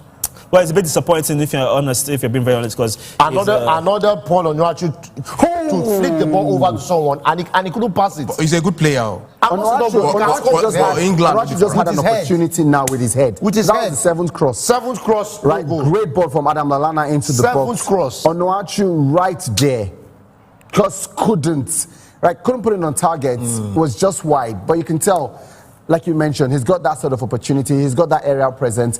Went past his marker, but I feel like that's a bit harsh. Saying that he can't get the head. This one in particular was a little bit behind him. No. But hold on. He could have done better with that. Actually, that should have been on target at least. Actually, it should have been. First off, it was behind him. One. Number two, he was almost on the penalty spot. So, what kind of power is he going to get on that ball? If you know you cannot score it, then lay it for somebody else. Lay it for somebody else? How? If your strong when it's in the air. That should have been on target. If your strong point is header. If your strong point is header. Who said his strong point was his header? He's just a tall striker. No. Nobody said his strong point was his header. He can't trap the ball well. He can't pass the ball well. This is obvious. His strong point is head with his height. No, hold on. Being tall doesn't mean you can head the ball. Look at this. Zlatan. He's a top. He's tall. Can trap the ball. He's tall. Zlatan can trap and pass. Onuachu, I watch this game. If you look at if Onuachu has gotten 15 touches of the ball, he has lost the ball 10 times. You count or maybe more. You counted? Yes, he's watching the game now. It's his game. Because he just is very angry. But last 3 weeks or so, Onuachu showing skill. And I see him. You don't praise him, Stone. I see. When he does not praise him, I praise him. I praise him. I would imagine. Hold on. I'm not saying. You do know you have a game. You have to be watching your game. There we go. No, but funny enough, the game had an exciting end because the final whistle has blown. West Ham United have had 4 games unbeaten. They're on the up. There's no sort of pressure anymore on the manager, Julian Lopetegui. But I have to say this, that Ivan Juric knows his hands are full right now because he's taking a team that need a lot. So let's see how it goes. Fulham are still celebrating at Stamford Bridge. They're still on the field. There's so much excitement. Everyone is smiling. Rodrigo Muniz is excited because he just got the winning goal for Fulham. So full-time score 2. Well, an exciting day indeed in the SportyTV Boxing Day football special. Full-time at the last game that we were covering, talking about Southampton at home to West Ham. They will lose that game by a lone goal scored by Jared Bourne. We would, of course, have a bit of let's say a recap of everything that went down. But let's just take a quick break, a quick breather, and we'll get right back to you here on SportyTV. Stick with us.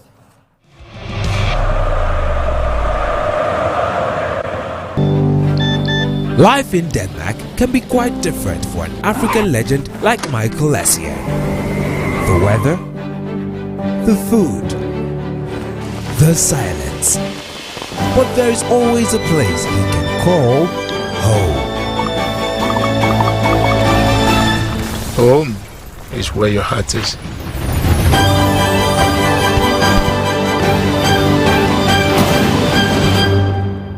Where did you do all this? Your wife asked you to unpack, but you, master, Jagaban, you have SportyBet. Let SportyBet's world-class interface align your winnings. Go on, open the app, relax and sit back. Enjoy live games with our first-class video solution. Leave the SportyBet with me. You want to bamba? You want to play with the big boys, eh? You are the big boys. SportyBet. Play with champions. What are your friends? Don't worry, the big boys are coming.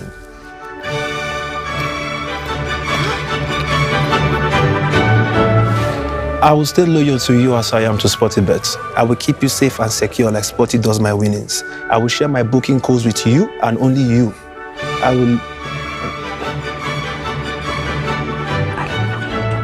will... yes, I will be your hero, your true Sporty hero.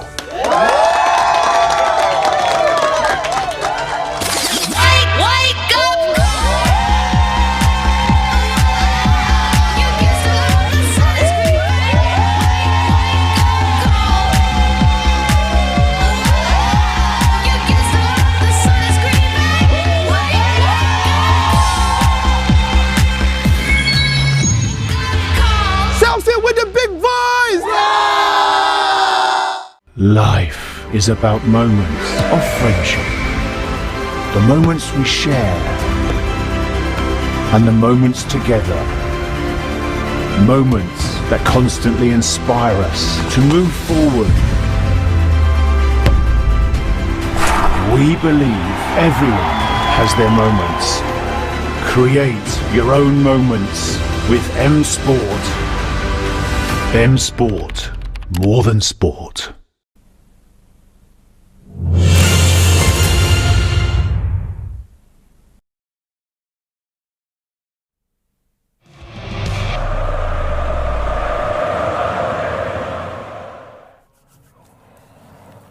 Wow, what a fantastic day we've had so far here on the SportyLive Boxing Day football special. We covered 5 games. One man had the unfortunate task of having a game that was goalless. But for everybody else, lots of goalmouth action. Victor Godfrey in the company of Femi Faraway, Brown, which is putting up his hands out there. And we have Stone and, of course, Ifeanyi Udeze. He's the person that did not get the single goal in his match. Naim, look at him. They look like they wanted to be wrestlers more than... I'm telling you, bro. So in that case, we do have it there on your screens right there. The first game ended goalless between Bournemouth and Crystal Palace. The second game was Chelsea and Fulham. Fulham beating Chelsea at the bridge 2-1. A bit of a shock result right there. Newcastle hammering Aston Villa by 3-0. Tottenham losing to Forest by a lone goal. And of course, Southampton compounding the woes, their woes as they will lose to West Ham by a lone goal. Let's start off with the game right there. It is...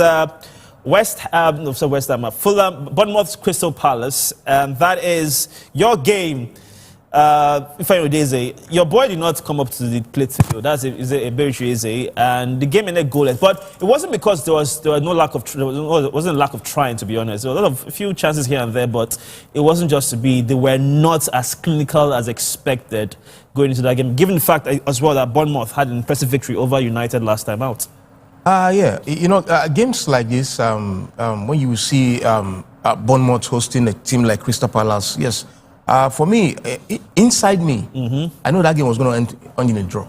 But you didn't say that. No, I know. You said you gave because you know why I wanted. I be excited. I wanted Bournemouth to win. Yes, that's the truth. I really wanted them to win. But the truth is, come on, they're playing against Crystal Palace, and Crystal Palace is a team, well-organized team. A team a team like Bournemouth cannot just come to them and just pick the whole 3 points. It's not easy. But so far so good. A good game, balanced game for both sides. The shared points, 1-1 draw, 1 point each, which is a draw game. So they just go back home. Try to think how they play in their next game, and hopefully in their next game, Crystal Palace can get a win. Also, Bournemouth can get a win. But difficult for both sides. Difficult. That's the truth. Interesting, because you think to yourself that Bournemouth will have wanted to build on that impressive victory over United. As for Crystal Palace, being hammered by Arsenal, of course, they played Arsenal in the Carabao Cup, and it seemed as if they gave them a run for their money 3-2, but in the next one, 5-1, that was just... A team like Bournemouth, come on, they use their strength now. Use their strength playing by Man U last weekend. Use their strength playing Man U this past weekend. So if a team like Bournemouth played Man U this past weekend, and today you expect them to come in and also give out a very good performance, it's going to be difficult. That's the truth. We know how it is. I remember back in the days, I played the game. I think it was in the national team also against Ghana. I got to Ghana a few hours before the game, just a few hours before the game. Maybe I got to Ghana about 12 midnight. Yes, 12 midnight, and the game was 4 p.m. the following day. The next day, yeah. And I had my training sections like 6 a.m. in the morning. I just went to run it just a little bit so that I can have this energy to face to play the game. But at the end of the day, the game was hot. Very, very hot. As those games tend to be. Very hot. But it's a derby between Nigeria and Ghana. You can imagine how... rivalry, yeah. Exactly. Same with Bournemouth and Crystal Palace. These are two small teams. Yes, two small teams. A team like Bournemouth, you know what I like about them? Every big team they've played this season, all the big teams find it difficult to beat them. Very difficult. But when they play the smaller teams, of course, Bournemouth might win, like Crystal Palace might win. It's just come yes. Exactly. Go either way. So for me, for them getting a draw, sharing point in this game, for me, It's okay. It's okay for both teams. For Bournemouth, come on. What team Bournemouth won't go do for Europe? All I can say about this game, even though I didn't see it, was I have no investment in the game. That was misdirection by Femi because and that's why that game did not really jump at me. Oh my God! If I had an investment, I'd have been. Let's go to our next game. I'm a fan of Bournemouth. No, I love how Bournemouth have played, and to be fair, Antoine Semenyo has been very good this season. I think that Van Nielsen has finally started growing into his stride this year. There's a young defender they got, Hussein, so he just came into the starting 11. That guy has a lot of promise. He's still under 20. So I agree with you. And I also agree that Kepa Arrizabalaga has gone to find where he will get game time. Call that name again. Kepa Arrizabalaga. Call his name. Kepa Arrizabalaga. I'm not the Igbo guy. Call him Kepa Arrizabalaga. So I agree with you that Bournemouth have done well. And I think that Oliver Glasner is finally beginning to turn the corner. So unfortunately, I don't get investment for that much. Glasner turning the corner? I think Crystal Palace are turning the corner. What corner is being turned? They lost 5-1 to Arsenal. What corner has been turned? Eberechi is disappointing me today. But it was a big disappointment. So this season, personally, I feel like he has not lived up to the expectations. Now, Michael Olise from last season, you mean, because he was impressive last season? In general, to his expectations of his talent. Yeah. Now, Michael Olise has gone to Bayern Munich. While he was at Crystal Palace, he used to have injury worries here and there. And Eberechi Eze and Michael Olise used to be the creative spark. Exactly, Batman and Robin. And they used to interchange who will be Batman because when one wasn't performing, the other would. Now, Michael Olise has gone to Bayern.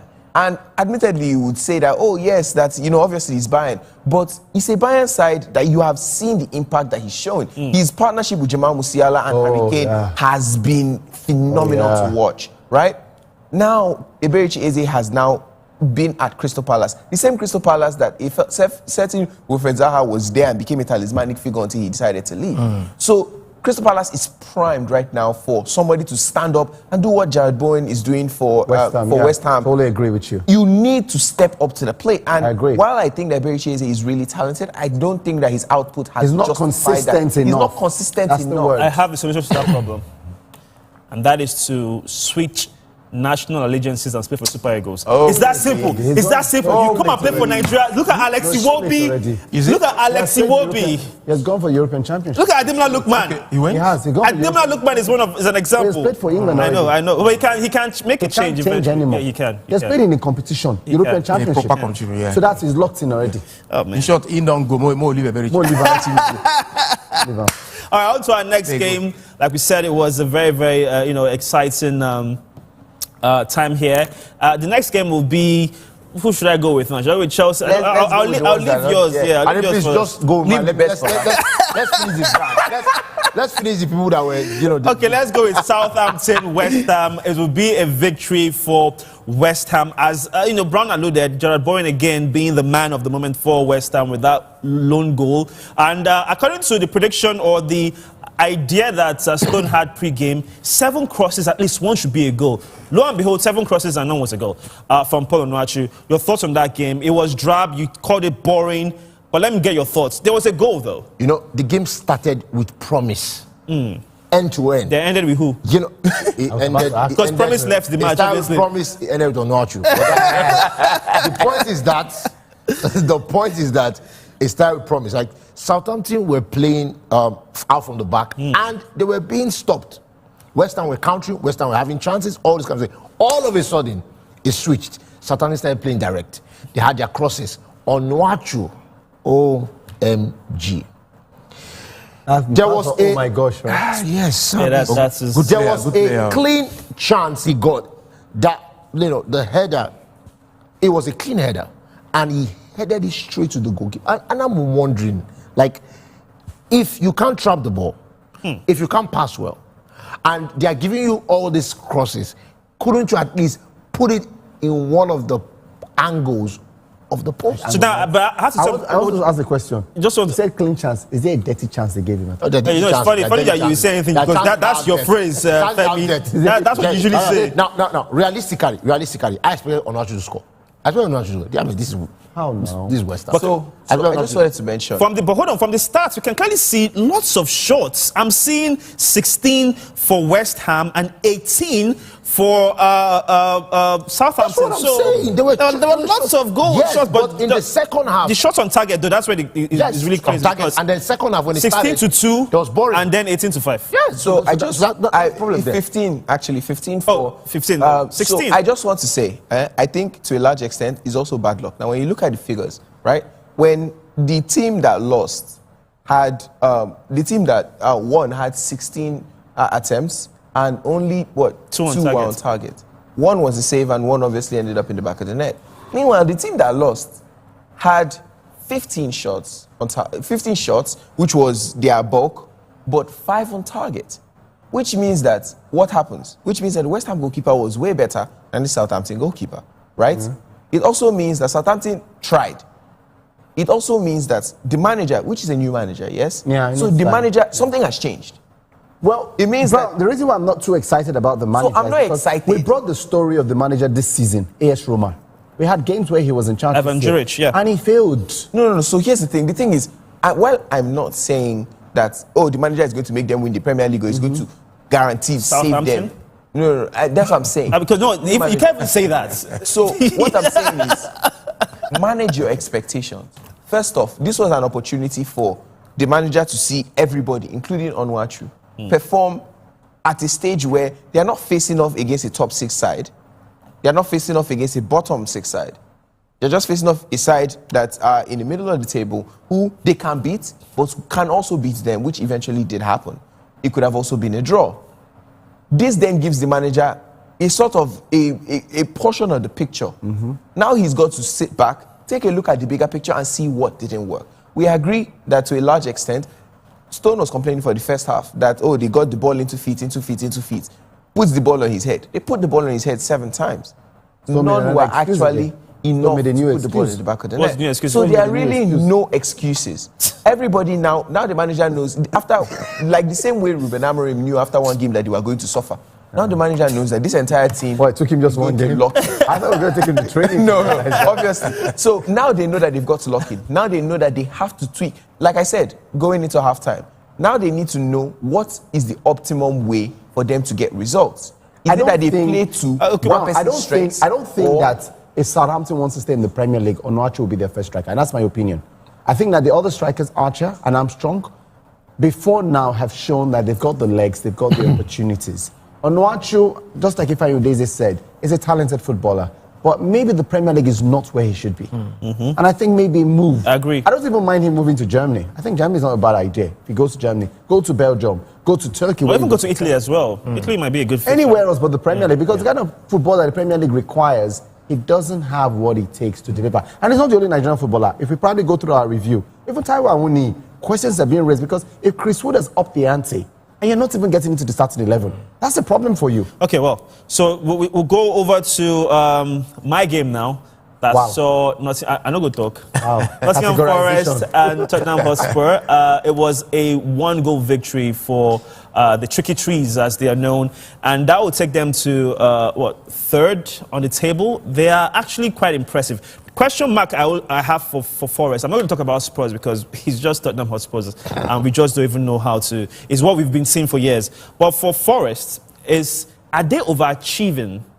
Are they overachieving this year? Because I've seen this. We've seen this before many times. Of course they are. I mean, was it Sheffield United one season where they just went all the way almost up to 5th? Southampton one season. I think Southampton at some point. We've seen it with Newcastle, we've seen it with Villa. Are they overachieving or can they build on it? Because they have pedigree and history in European football. They are actually European champions. So, Daisy, your thoughts on this one? Forest this season. For me, for Nottingham Forest, for now, you should just enjoy the moment. Yeah. For now. You like Chelsea? Enjoy. No, that's the truth. Chelsea, enjoy it for now. From January, we'll know. Yeah. It gets a bit tricky. From January, we'll know. It gets a bit tricky. So for now, agree. Let them enjoy the moment. Now, because they've had notable wins over United, notable wins over Liverpool, and of course, Liverpool at Anfield, by the way. In fact, the only team to beat Liverpool this season. And of course, you have Spurs. I feel it comes down to the manager. And, a lot of times, we don't give the managers enough credit, especially Stone. Because in that game against Liverpool, he was just relaxing. You just threw a shade at him. I love Ancelotti. I've not had an issue with him. Do you have an issue with I have never seen. Stone is such an anomaly. I have never seen a Barcelona fan that can open his mouth and say that he loves the manager of the position. About La Liga, get back to your point. Get back to your point, please. Thank you very much. That's the problem. He's a good coach. Stone points finger at other people as being Pep fan. He's an Ancelotti fan through and through. Can we talk about the Espirito Santo? Thank you now. The game against Liverpool, remember, it was after the international break. What did he do? He put other players, normal slow players. He had 4 central midfielders. The minute he got into the 60-something minutes, he brought in his quick wingers. And automatically they created a goal. So it means that he's adapting to the situation of the game. We always say when managers read games and adapt to it, we're giving that to Arne Slot. That Slot reads the game. And the game against, what was the game when they got a red card? Against Fulham. Good. So he played 3-3-1. He's always reading the game and then evolve, adapt, understand what you need to do. And we've seen that. I don't think this is a fluke. I agree that they will probably go down second half of the season because games, fatigue, there's no way, form goes out the window. But one thing you cannot deny is they did not get here by mistake. They beat teams. And we're talking about teams, not just small teams. They're taking out Liverpool, the only team to beat Liverpool. It wasn't a mistake. We've seen good performance. Yes, they lost against Arsenal. We brought that game here, and it was bad for them. Lost against City as well. Against Man United, they were a lot better. Well, I just didn't realize Man United. It's okay. I said that too. I highlighted that. So the game will end 1-0 in favor of Nottingham Forest at the City Ground. 1 goal scored by Anthony Elanga in the first half against Tottenham Hotspurs. Next game is Chelsea, Fulham. And this one brings a smile to my face because Femi's FPL was almost ruined, if not ruined, the goalkeeper Sanchez.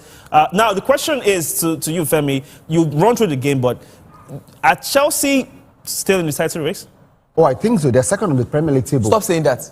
No. Stop saying that. Not in the title the moment people started asking at Chelsea in the title race, they draw one game, they lose game where they don't already score first. But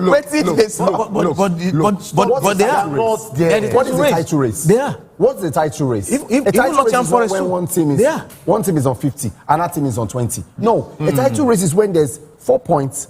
6 points. We've even seen 9 points. Last year, when Arsenal had 9 points. A donkey to the river, but you cannot make it drink. Whether Chelsea are refusing to drink this. That donkey, carry and go first. We no drink.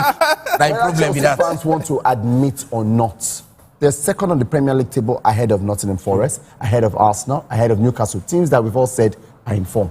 So how can you, who is above this team, here not informed? They're being careful. They said nobody cares about them. The title race, they did not. Nobody said Chelsea will win the title. We just said they're in the race. They're in the race. I agree. Contender and winner are two different things. Chelsea are in the top 4 race. They're in the top. Okay, so let's talk about the game now, Femi. Let's talk about the game now. Let's talk about the game. Chelsea are still second, and just to mention, while my goalkeeper went, the defender in that in Coville gave an assist too. So I still came out good. Okay, Femi, just go ahead with the game.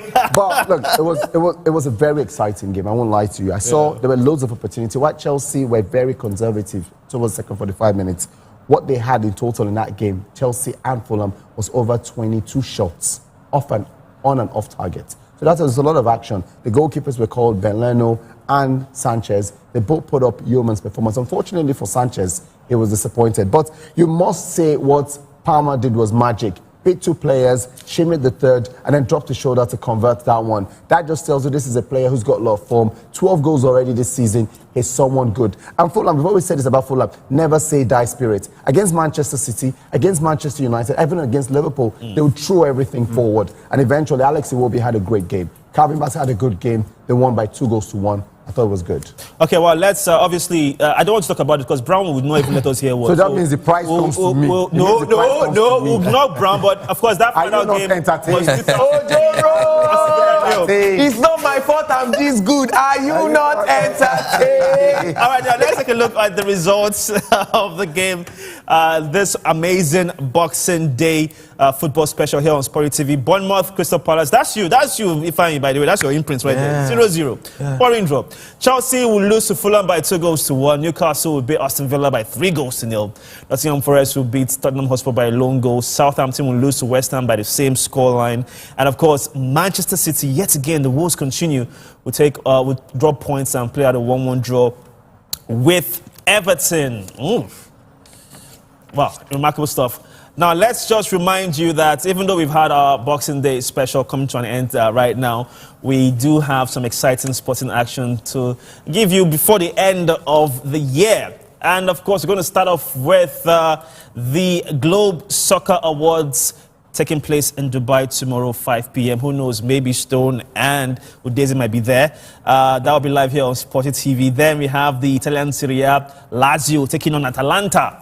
Can Atalanta do it with Ademola Lookman, the best player in Africa? That will be 8:45 p.m. on Saturday, 28th of December. Then EFL Championship comes our way as Sheffield United and West Bromwich Albion. Again, if I'm your former team, going head-to-head. That will be from Bramall Lane, 1:30 p.m. on Sunday, 29th of December. Then that same day, Tottenham Hotspur will be hoping to bounce back as they take on Wolves. Wolves, of course, have the game later on today against United. That will be Sunday, 29th, 4 p.m. from the Tottenham Hotspur Stadium. Then EFL Championship as Middlesbrough will be taking on Burnley, and that will be 9 p.m. live here on SportyTV. Oh my God. Many people don't know this. Oh my God. They really don't. No, but please. No. I am the grandson of Santa Claus. And just to thank everyone here on set, given the fact that it's Boxing Day, my grandfather and I, decided to give gifts to, pass that on to the guys here for Brown, for Stone. I come bearing gifts, by the way. Ho, ho, ho, ho, ho. Can I open this now? Of course, it's Boxing Day. All right. So, again, a very big thank you to the guys here in the studio talking about Femi Faraway, Femi Udeze, Stone Avenue, and, of course, Chigozie Brown. While they are unboxing their gifts, courtesy of myself and Santa Claus, which, of course, is Boxing Day. Let's remind you that you can be a part of the conversation on social media, X, Facebook, Instagram, TikTok, and, of course, also on YouTube. Guys, it has been amazing. You want to open? There we go. It's actually showed us. Look at that. Look at that. Cufflinks. There you go. Wow, nice. So nice. It looks nice. You're welcome. Yeah, You're nice. welcome. Nice. You're welcome. Pretty Okay, guys, we have to go right now. So until next time, be good and safe. Keep it good as a sports fan. It is bye from us and bye for now.